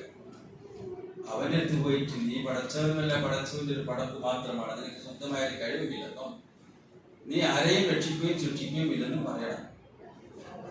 അതുകൊണ്ട് നീ എങ്ങനെയാണ് മരിച്ചവരെ ജീവിപ്പിക്കുക എന്ന് എനിക്കൊന്ന് കാണിച്ചു കൊള്ളാം. അത് ഇബ്രാഹിം നബി അലൈഹി ഇസ്ലാമിന് അതിലും വലിയ അത്ഭുതം കാണിച്ചു കൊടുത്തിട്ടുണ്ട് അല്ലാഹു തആല. ഇബ്രാഹിം അതെന്താണെന്ന് ഈ ലോകം ഇപ്പോൾ കണ്ടെത്തി കഴിഞ്ഞിട്ടില്ല. ആകാശ ഭൂമികളാകുന്ന അതിന്റെ മലക്കൂ പൂർണ്ണ അതീശാധികാരത്തിന്റെ ആ ലോകം മുഴുവൻ ഇബ്രാഹിം നബി അലൈഹി ഇസ്ലാമിന് കാണിച്ചു കൊടുത്തതിന്റെ ഇബ്രാഹിം നബി അലൈഹി ഇസ്ലാമിന്റെ ഈമാൻ ശക്തിപ്പെടാൻ, മരിച്ചവരെ ജീവിപ്പിച്ച് കാണിച്ചു കൊടുത്തതിനെ അദ്ദേഹം തന്നെ പറഞ്ഞു, എന്റെ ഈമാൻ പിടിച്ചു നിൽക്കാൻ പറ്റിയ ശക്തി ഉണ്ടാവാൻ കാണിച്ചു കൊടുത്തു. മൂസാ അലൈഹി ഇസ്ലാം പറഞ്ഞ നേരെ മറ്റൊന്നാണ്, ഞാൻ പോകേണ്ടത് ഫിറഔന്റെ അടുത്തേക്ക്. അങ്ങനെ റബ്ബുക്കുൽ അഅ്ല എന്ന് പറഞ്ഞ് നടക്കുന്ന തമ്മാടിയാണ് അവൻ. അവൻ വിചാരിച്ച ഈ എല്ലാവരും ചുട്ടുകഴിക്കാൻ അവന് സാധിക്കും. അവരുടെ അധികാരം മുഴുവൻ അങ്ങനെ. അവൻ അതിന് മാത്രമുള്ള പട്ടാളവും പോലീസും ഒക്കെ അവന്റെ കൈവശമാണ്. അവരോട് പോയിട്ട് സംസാരത്തിന് വരെ സ്ഫുടതയില്ലാത്ത ഞാൻ പറയണം, പടച്ചവൻ അവനാണ് മാത്രമാണ് ഇല്ലാതെ. അതിനെനിക്ക് ഒന്നുകൂടി മനക്കരുത്ത് വേണം. 2 കാര്യമാണ്. എന്നേക്കാൾ സ്ഫുടമായി സംസാരിക്കുന്ന ഹാറൂൻ എനിക്ക് കിട്ടിയ തരങ്ങളിലാണ്. അത് നന്നായി കൊടുത്തു. ഹാറൂൻ നബി അലൈഹി ഇസ്ലാമിന്റെ കൂട്ടുകാരനായി പ്രവാചകനായി തിരിച്ചു കൊടുത്തു. എന്നാലും ഒരു ധൈര്യമാണ്, ഞാൻ കണ്ട് കൃത്യമായി കണ്ടതാണ് എന്ന് പറയണ്ടേ. അതിന് ഞാൻ നിന്നെ നേരിട്ട് കാണട്ടെ, നിന്നെ കാണിച്ചോളാം. മൂസാ അലൈഹി ഇസ്ലാമിന്റെ ആഗ്രഹമാണ്, നീ എന്ന് അരിനെ അമ്പറയിലേക്കുണ്ടാവേ, നീ നിന്നെ എനിക്ക് നേരിൽ കാണിച്ചു, ഞാൻ നിന്നെ കാണട്ടെ. കണ്ടു കഴിഞ്ഞാൽ എനിക്ക് ഉറപ്പാകും. അപ്പൊ നിനക്ക് ഉറപ്പായിട്ടില്ലേ? ഉറപ്പാണ്. എന്നാലും അത് എന്റെ പ്രവർത്തന ധൈര്യത്തിന് വേണ്ടി, എന്റെ നീക്കങ്ങൾക്ക് ധൈര്യം കിട്ടണമെങ്കിൽ, എന്റെ ഈമാൻ യഖീനാവണമെങ്കിൽ, എന്റെ ഈമാൻ ശക്തമാകണമെങ്കിൽ പിന്നെ എനിക്ക് എന്നെ പിടിച്ചെടുക്കില്ല. അതാണ് ഈമാൻ ശക്തമായ പ്രത്യേകത. ഈമാൻ ശക്തമായാൽ ആ മനുഷ്യനെ പിന്നെ പിടിച്ചെടുക്കില്ല. ആര് വേണ്ടെന്ന് പറഞ്ഞാലും അല്ലാഹുവിന്റെ വഴി അതാണെങ്കിൽ അവർ ചെയ്തിരിക്കും. ജീവൻ പോകുന്ന ജീവനിലേക്ക് കൂടും, അത് സാരിൽ പോകുന്ന സ്വർഗത്തിലേക്കായിരിക്കും. പിന്നെ അത് ഈമാൻ ശക്തമായി പിടിച്ചട്ടില്ല. മൂസാ അലൈഹി ഇസ്ലാമിന് ഫിറഔനെ പിടിച്ചപ്പോൾ കിട്ടിയോ? ഇബ്രാഹിം നബി അലൈഹി ഇസ്ലാം നമ്രൂദിനെ പിടിച്ചാൽ കിട്ടിയോ? ആരെങ്കിലും കിട്ടുമോ? മുഹമ്മദ് മുസ്തഫ സല്ലല്ലാഹു അലൈഹി വസല്ലമക്ക് എന്തൊക്കെ കൊടുത്തു? അങ്ങോട്ട് കൊണ്ടുപോയിട്ട് സ്വർഗവും നരകമൊക്കെയാണ് കാണിച്ചു കൊടുത്തു. ധൈര്യം. നമ്മൾക്കിപ്പോ എന്താ കണ്ടുള്ളത്? ഉറപ്പുള്ള ഈമാൻ കിട്ടാൻ നമ്മളെ ഈമാൻ ഉറപ്പാൻ നമ്മൾക്കിപ്പോ അന്നാണ് ഇതിന്റെ ചോദിച്ചു നിന്നെ നേരിട്ട് കാണിച്ചിട്ടുള്ള പറയും. ഇത് കാണിച്ചിരിക്കല്ലോ. നമ്മുടെ ഈമാൻ അപ്പൊ എങ്ങനെ കൂടുതൽ ശക്തമാകുക?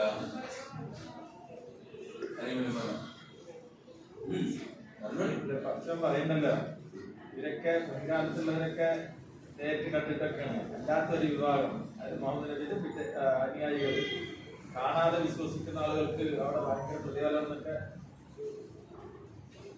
മൂസാ അലൈഹി ഇസ്ലാമിനെ ഇങ്ങനെ കാണിച്ചു കൊടുക്കുന്ന ഖുർആൻ നമ്മളോട് പറഞ്ഞില്ലേ? ഖുർആൻ നമ്മളെ വിശ്വസിക്കുന്നുണ്ടല്ലോ. അപ്പൊ അത് 100% സത്യമാണ് നമ്മൾ അംഗീകരിക്കുന്നില്ലേ? ഇബ്രാഹിം നബി അലൈഹി ഇസ്ലാമിനെ കാണിച്ചു കൊടുത്ത് നമ്മളോട് ഖുർആൻ പറഞ്ഞില്ലേ? ഖുർആൻ പറഞ്ഞത് സത്യമാണ്. സദഖ്ത സദഖ്ത സദഖ്ത എന്ന് പറഞ്ഞില്ലേ?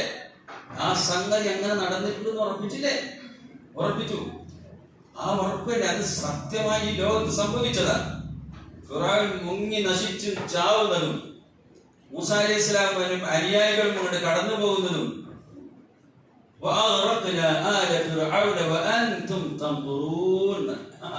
നോക്കി നിന്ന് കണ്ടില്ലേ നിങ്ങൾ? ഫിറഔൻ അതിൽ മുങ്ങിച്ചാവുന്നതും മൂസാ അലൈഹി ഇസ്ലാം അനുയായികളും രക്ഷപ്പെടുന്നതും നിങ്ങൾ നോക്കി കണ്ടിട്ടില്ലേ? ചോദിച്ചില്ല. അപ്പൊ കണ്ടിട്ട് ഈ ലോകം കണ്ട സത്യമേ ഖുർആൻ പറഞ്ഞു. ഈ ലോകത്ത് സംഭവിച്ച സത്യമേ ഖുർആൻ പറഞ്ഞു. ഖുർആനാണ് ഈ ലോകത്തെ ഏറ്റവും വലിയ സത്യം. അൽ ഹഖ് മിർ റബ്ബിക്, നിന്റെ റബ്ബിൽ നിന്നിറങ്ങിയ ഈ ഖുർആനാണ് ലോകത്തിലെ പരമസത്യം. ആ പരമസത്യം അങ്ങനെയാണ് നമുക്കത് വിശ്വസിക്കാൻ കഴിഞ്ഞാൽ, ഖുർആൻ അള്ളാന്റെ തന്നെയാണ്. അതൊക്കെ എനിക്കറിയാം. ഖുർആൻ മുസ്ലിമിക്ക് ഇറങ്ങിയത് തന്നെയാണ്, അതെനിക്കറിയാം. ഖുർആൻ റഹ്മാനിൽ ഇറങ്ങിയത് അതിലെ ഞാൻ നോമ്പെന്ന് വിളിക്കുന്നത് ഞങ്ങൾ പറഞ്ഞു നടന്നാൽ പോരാ. ആ ഖുർആൻ അല്ലാഹുവിൽ നിന്നിറങ്ങിയ പരമസത്യമാണ്. പറയുന്നത് മുഴുവനും ഓരോന്നും സത്യം സത്യം സത്യം തന്നെയാണ്. മനസ്സ് കൂടി ചോദിച്ചുറപ്പിച്ചില്ല, മനസ്സ് പെട്ടെന്ന് സമ്മതിച്ചില്ല. പല കാര്യങ്ങളും മനസ്സ് പെട്ടെന്ന് സമ്മതിക്കുകയില്ല. മനസ്സിനോട് ചോദിച്ച് സത്യമല്ലേ എന്ന് ഉറപ്പിച്ചിരിക്കണം. അതിനാണ് കാലം വേണ്ടത്. പരിശുദ്ധ ഖുർആൻ ചോദിച്ചു, നിങ്ങൾക്ക് ഖുർആൻ പറഞ്ഞ കാര്യങ്ങൾ അത് കൊള്ളാൻ പറ്റിയില്ലേ? എന്തേ നിങ്ങൾ ഹൃദയത്തിന് കൂട്ടുകൊണ്ടുപോയോ? അഫലാ യതദബ്ബറൂന ഖുർആൻ അം അലാ ഖുലൂബിഹിം അഖ്ഫാലുഹ. ഖുഫ്ൽ എന്ന കൂട്ടുന്നത് ഖുർആനത്ത് പറയില്ലേ? അതിനാണ് ഖുഫ്ൽ. നിങ്ങളുടെ ഹൃദയത്തിന്റെ കൂട്ടുകൾ പോയിരിക്കുമ്പോ അതിന് തുറന്നുകൂടി. അതിന് ഖുർആൻ നിങ്ങൾ അറിഞ്ഞ് പാരായണം ചെയ്യണ്ടേ? പരിശുദ്ധ ഖുർആൻ അല്ലാഹുവിൻ്റെതാണ് എന്ന് നിങ്ങൾ ഉറപ്പിക്കണ്ടേ? അതൊക്കെ ഉറപ്പിച്ചിങ്ങനെ. പക്ഷേ പറഞ്ഞത് മനസ്സിലാകാൻ നമ്മൾ എന്ത് ചെയ്യും? പറഞ്ഞത് മനസ്സിലാക്കാൻ ആയുസ് മതിയായില്ല എന്ന് പഠിത്തത്തിൽ പറയാൻ പറ്റുമോ?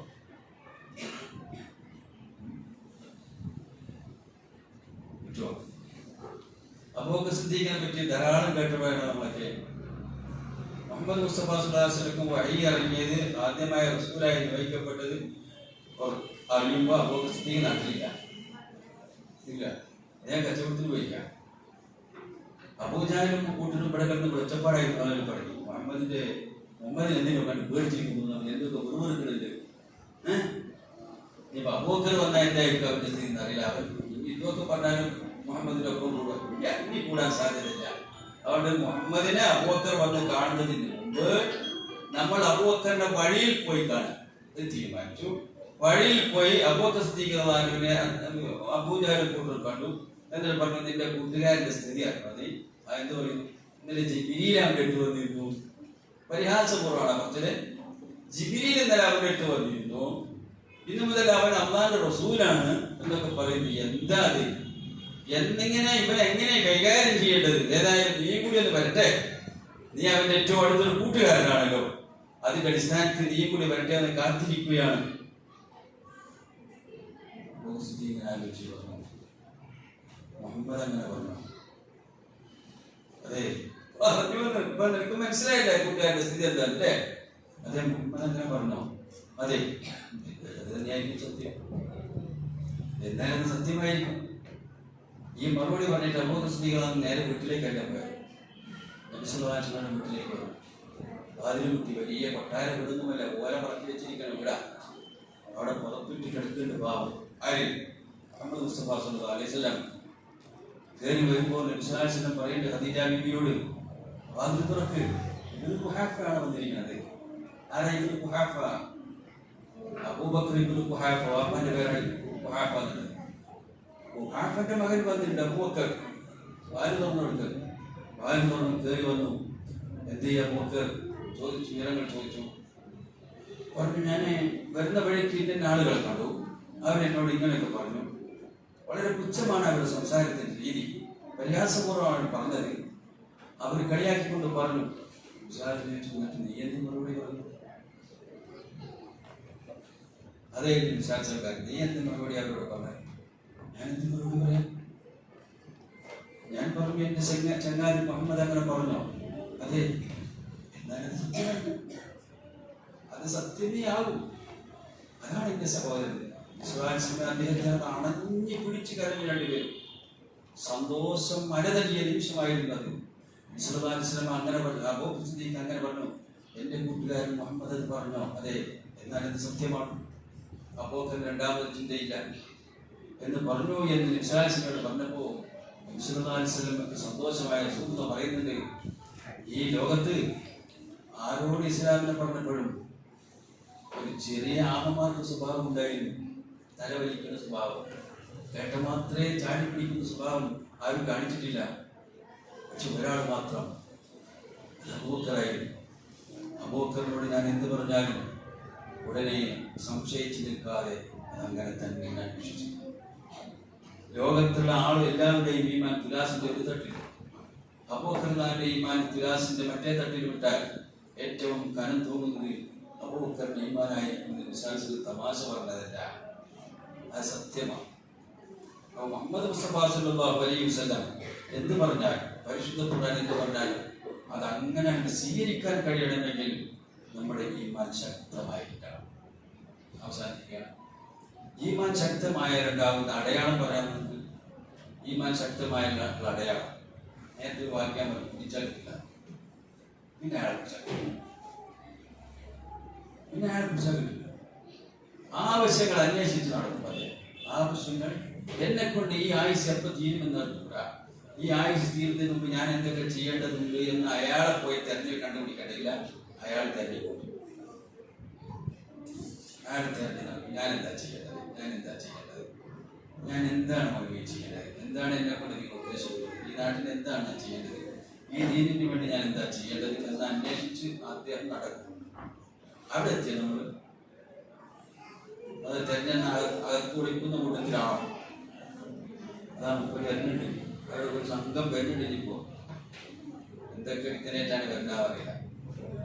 ഓ, ഒന്നാം ക്ലാസ്സിൽ ക്ഷണിക്കാൻ അത്രേ ഉള്ളൂ. ഞാൻ വേറെ എന്തൊക്കെയോ വിചാരിച്ച് വരക്കാരൊക്കെ കൂടി വരുന്നുണ്ടപ്പോ അതിനെ വേണം പോകാതിരിക്കാം. രണ്ടിനും ചാൻസ് ഉണ്ടോ? ഖുർആൻ പഠിക്കാൻ പോകണമെങ്കിൽ പോകാം, പോകണ്ടെങ്കിൽ പോകണ്ട. അങ്ങനെ രണ്ട് ചാൻസ് ഉണ്ടോ? സമയമായിക്കൊണ്ടാ? സമയമായി. വേണമെങ്കിൽ വേണമെന്ന് വെക്കാനും വേണ്ടെങ്കിൽ വേണ്ടെന്ന് വെക്കാനും പറ്റിയ ഗ്രന്ഥമാണോ പരിശുദ്ധ ഖുർആൻ? അങ്ങനെയാണ് ഇപ്പൊ നിലനിൽക്കുന്നത്. അതാണ് നമ്മുടെ താളം തെറ്റലിന് കാരണം. നമ്മുടെ താളം തെറ്റലിന് വേറെ കാരണമില്ല. വേണമെങ്കിൽ വേണം, വേണ്ടെങ്കിൽ വേണ്ട. കുട്ടികൾക്ക് ഖുർആൻ വേണമെങ്കിൽ വേണം, വേണ്ടെങ്കിൽ വേണ്ട. 5ാം ക്ലാസ് കഴിഞ്ഞ് 10 കഴിഞ്ഞ് വേണമെങ്കിൽ വേണം, വേണ്ടെങ്കിൽ വേണ്ട. അവന് വേണ്ടെന്ന് അറിയുന്നത് ഞാനെങ്ങനെ നിർബന്ധിക്കുക? സ്കൂളത്തോ കൂടി പഠിക്കാൻ കൊണ്ടാവുക. അവര് ഞാൻ കുറേയൊക്കെ പറഞ്ഞു നോക്കി, അവർക്ക് തീരെ നേരം കിട്ടൂലെന്ന് അവൻ പറഞ്ഞത്. പിന്നെ 5ാം ക്ലാസ് ഒക്കെ കഴിഞ്ഞില്ലേ, PhD ആയില്ലോ, ഞാൻ നിർത്തിക്കോന്ന് ഞാനും പറഞ്ഞു. 7ാം ക്ലാസ് പോയോ, ഫുൾ A+ കിട്ടിയോ? ഇങ്ങനത്തെ പഠിക്കാൻ വെറുതെ മൗലിമാർ അന്വേഷിച്ചിരിക്കാൻ വേണ്ടിയിട്ടായിരിക്കും എല്ലാം പറഞ്ഞിട്ടുണ്ടാകുക. മറ്റേ കൂടി പോണം പോയിക്കല്ലോ പോണ്ട. വേണമെങ്കിൽ വേണം, വേണമെങ്കിൽ വേണ്ട. ഭാര്യയ്ക്ക് ഖുർആൻ വേണമെങ്കിൽ വേണം, വേണ്ടെങ്കിൽ വേണ്ട. വീട്ടിൽ ഖുർആൻ വേണമെങ്കിൽ വേണം, വേണ്ടെങ്കിൽ വേണ്ട.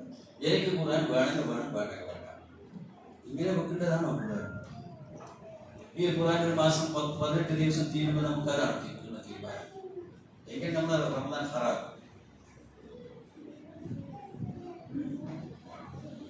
നമ്മൾ റമദാൻ ഈ 18 ദിവസമാകുമ്പോൾ ഖുർആൻ എന്റെ പ്രാണവായുവിനേക്കാളും എനിക്ക് പ്രധാനമാണെന്ന് തീരുമാനം കിട്ടിയിട്ടുണ്ടെങ്കിൽ പ്രാണവായു നിലച്ചാൽ ഞാൻ മരിച്ചു പോകുമെന്ന് മാത്രമേ ഉള്ളൂ.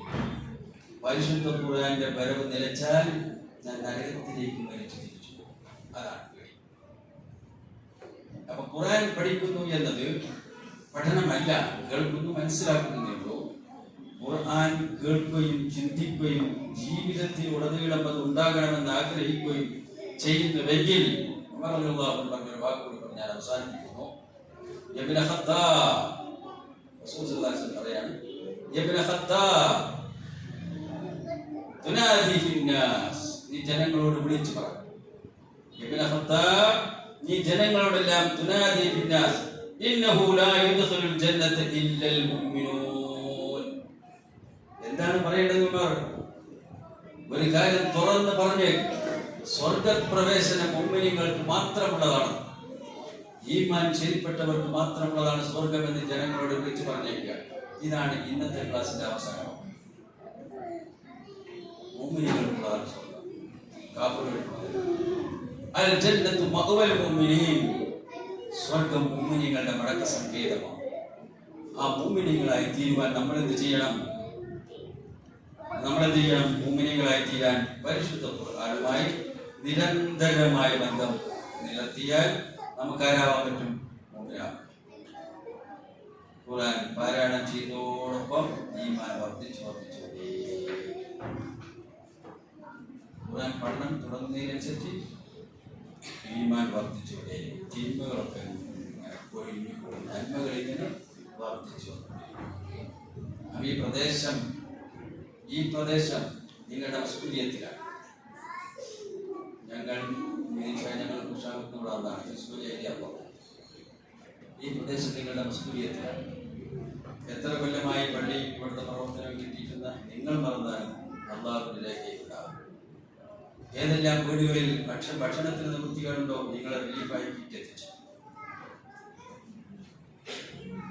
പട്ടിണി കിടക്കാൻ പാടില്ല നിങ്ങൾ തീരുമാനിച്ചു. വസ്ത്രത്തിന് നിവൃത്തിയില്ലെങ്കിൽ അറിഞ്ഞാൽ അവർക്ക് വസ്ത്രവും വാങ്ങി കൊടുക്കണം. ഒരു പക്ഷേ വഴി നിങ്ങൾ ഏതെല്ലാം വീടുകളിൽ ഈമാൻ ശരിപ്പെട്ടിട്ടില്ല എന്ന് പരിശോധിച്ചറിയാൻ നിങ്ങൾക്ക്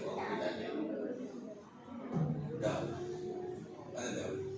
എത്ര വീടുകളുണ്ടോ ആ വീടുകളിൽ 10 വീട് കേന്ദ്രീകരിച്ചുകൊണ്ട് ഒരു ഏരിയ കൺവീനറെ അല്ലെങ്കിൽ കോർഡിനേറ്റർ നിങ്ങൾ തിരഞ്ഞെടുക്കുക. 10 വീടുകൾക്ക് 1-2 കൗൺസിലേഴ്സ്, അതാണ് ഏരിയ കൗൺസിലേഴ്സ്.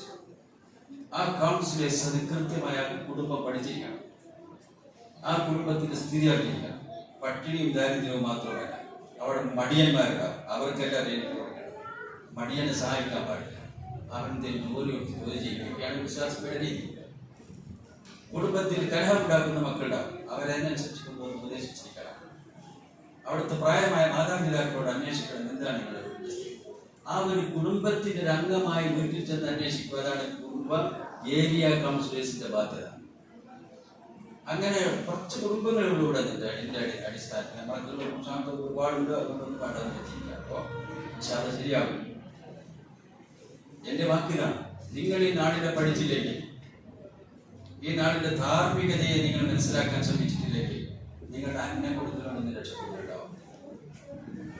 ആഹാരം കിട്ടാതെ മരിച്ചാൽ മരിച്ചു എന്നുള്ളൂ, ഈമാൻ കിട്ടാതെ മരിച്ചാൽ നരകത്തിൽ. അതുകൊണ്ട് നമ്മുടെ ഏറ്റവും പ്രധാനപ്പെട്ട ബാധ്യത, സ്ത്രീകളായിരുന്നാലും പുരുഷന്മാരായിരുന്നാലും ശരി, അവനവൻ ജീവിക്കുന്ന ഏരിയകൾ പഠിക്കുക.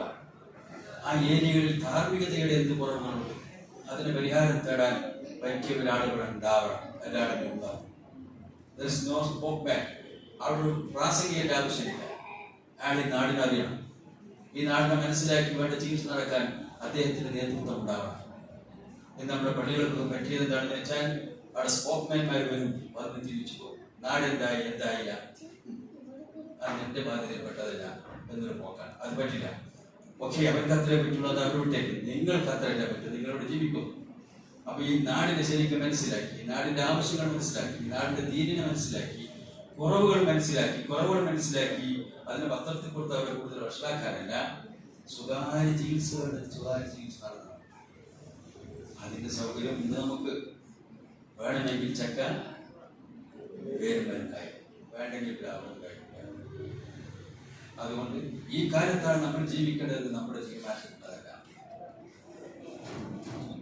അത് വേറെ എത്ര കാലമാണ് നമ്മൾ ജീവിക്കേണ്ടത് എന്നും നമ്മുടെ തീരുമാനത്തിലില്ല, അതും അവരുടെ തീരുമാനം. എത്ര കാലം ബാപ്പയാകണം, പിന്നെ വല്യപ്പയാകണം, ആ ഭർത്താവാണ്, അതൊക്കെ അവരുടെ തീരുമാനം.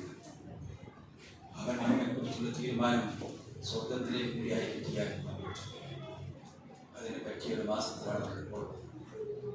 കഴിഞ്ഞ റമദാനിൽ നമ്മുടെ കൂടെ ഉണ്ടായിരുന്ന ഓടിച്ചാടി പ്രവർത്തിച്ചിരുന്നു പല പ്രിയപ്പെട്ടവരും എന്നെ പട്ടിയിലില്ല. നമസ്കാരത്തിൽ നിൽക്കുമ്പോൾ ഇതിന്റെ യാത്ര ചോദിക്കുന്ന അവസാനത്തെ നമസ്കാരമാണെന്ന് വിചാരിച്ച് നമസ്കരിച്ചു.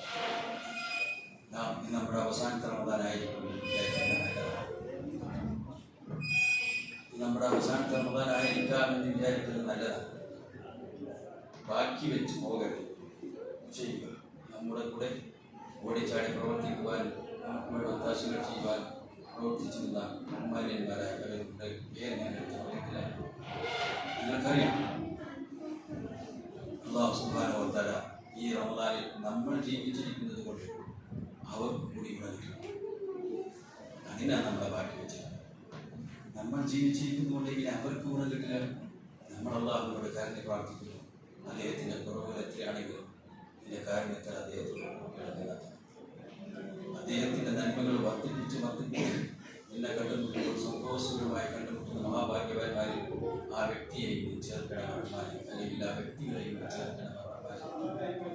ഞങ്ങൾ മരിക്കുമ്പോൾ ഒരു തിന്നു പോലും ബാക്കി വെച്ച് മരിക്കേണ്ടി വരുന്നത് ഗതികേടില്ലാതെ സർവവും കൊടുക്കപ്പെട്ട് തൗബ ചെയ്ത് സ്വീകരിക്കപ്പെട്ട മഹാഭാഗ്യവാന്മാരിൽ ഞങ്ങളുടെ കുടുംബങ്ങളെ ഞങ്ങൾ എത്ര നന്നാക്കിയിട്ടും വേണ്ടതുപോലെയാകുന്നില്ല. ഞങ്ങൾ നിന്നെ ഏൽപ്പിക്കുന്നു. സാന്നിഹ്യങ്ങളായ ഞങ്ങളുടെ കുടുംബമായി ഞങ്ങളുടെ കുടുംബത്തെ നീ മാറ്റിത്തരണം. സാന്നിഹ്യങ്ങളായ മക്കളുടെ മാതാപിതാക്കളായ ഞങ്ങളെ തുണയ്ക്കണം. ഇസ്ലാമിനെ കുടുംബത്തിൽ ശരിക്ക് ശാക്തമായി കാണിക്കുവാൻ പ്രവർത്തിക്കുവാനുള്ള കഴിവ് ഗ്രഹനാഥന്മാരായ ഞങ്ങൾക്ക് നീ നൽകേണ്ടതാണ്. നീ സ്വർഗത്തിലേക്ക് കുടുംബങ്ങളായി ഒരുമിച്ച് കൂട്ടുന്ന മഹാഭാഗ്യത്തിന്റെ ദിവസമുണ്ട് എന്ന് എൻ്റെ ഹബീബായ റസൂൽ ഞങ്ങൾ അറിയിച്ചിട്ടുണ്ട്. ഞങ്ങൾ കാത്തിരിക്കുന്ന ദിവസത്തെ ഞങ്ങളുടെ കുടുംബവും സ്വർഗത്തിലേക്ക് ക്ഷണിക്കപ്പെടുന്ന ഞങ്ങളുടെ മാതാപിതാക്കൾ, ഞങ്ങളുടെ മക്കൾ, ഞങ്ങളുടെ സഹോദരി സഹോദരന്മാർ, ഞങ്ങളുടെ കുടുംബത്തിൽപ്പെട്ട എല്ലാവരെയും സ്വർഗത്തിൽ കുടുംബമായി ഒരുമിച്ച് കൂടുവാൻ തൗഫീഖ് നൽകി അനുഗ്രഹിക്കേണ്ട റഹ്മാനെ. ഞങ്ങൾ ഇന്ന് മരിച്ചുപോയവർ ഇന്ന് നിന്റെ വിരുന്നിലാണ്. ആ വിരുന്ന് സ്വർഗീയമാക്കി കൊടുക്കണം റഹ്മാനെ. എല്ലാ അദാബുകളിൽ നിന്നും അവരെ നീ കാത്തുരക്ഷിക്കുകയും മോചിപ്പിക്കുകയും ചെയ്യണം റഹ്മാനെ. ഞങ്ങൾക്കും ആരോഗ്യത്തോടും കൂടി, ആഫിയത്തോടും കൂടി, ഈമാനോടുകൂടി, ഹിദായത്തോടും കൂടി, ഇഖ്ലാസോടും കൂടി, തഖ്വയോടും കൂടി ജീവിക്കാനും മരിക്കുവാനും തൗഫീഖ് നൽകിയ ഈ അപര സൗഭാഗ്യവാന്മാരിൽ ഞങ്ങളെ ഉൾപ്പെടുത്തണം റഹ്മാനെ. നിങ്ങളെ പ്രാർത്ഥന സ്വീകരിച്ചാൽ പിന്നെ ഞങ്ങൾക്ക് വിജയിക്കാൻ പറ്റുന്നപ്പെട്ട നീ ഞങ്ങളെ പ്രാർത്ഥന സ്വീകരിക്കാതെ പോയാൽ ഞങ്ങളെ രക്ഷിക്കാൻ ഈ പ്രപഞ്ചത്തിൽ ആർക്കും സാധ്യമല്ല. ഈ പ്രാർത്ഥന സ്വീകരിക്കുന്നവർ പ്രാർത്ഥന സ്വീകരിക്കുന്നവർ, പ്രാർത്ഥിക്കുന്നവരെ സ്നേഹിക്കുന്നവർ, എത്ര നിന്നോട് ചോദിച്ചാലും അത്ര നിനക്ക് ഇഷ്ടം വർദ്ധിക്കേ ഉള്ളൂ ഞങ്ങളോട്. അതാണ് ഞങ്ങൾ ഇതിനെ പറ്റി. അതുകൊണ്ട് ഞങ്ങൾ ചോദിച്ചതിലേറെ, ഞങ്ങൾ ആഗ്രഹിച്ചതിലേറെ, ഞങ്ങൾ പറഞ്ഞതിലേറെ വിജയം കൈവരിച്ചുകൊണ്ട് നിന്നെ കണ്ടുമുട്ടുന്ന മഹാഭാഗ്യവന്മാരിൽ ഞങ്ങളെ എല്ലാവരെയും ഉൾപ്പെടുത്തണം. اللهم اغفر للمؤمنين والمؤمنات المسلمين والمسلمات الاحياء منهم والاموات انك تجيب دعوات وقاضي الحاجات.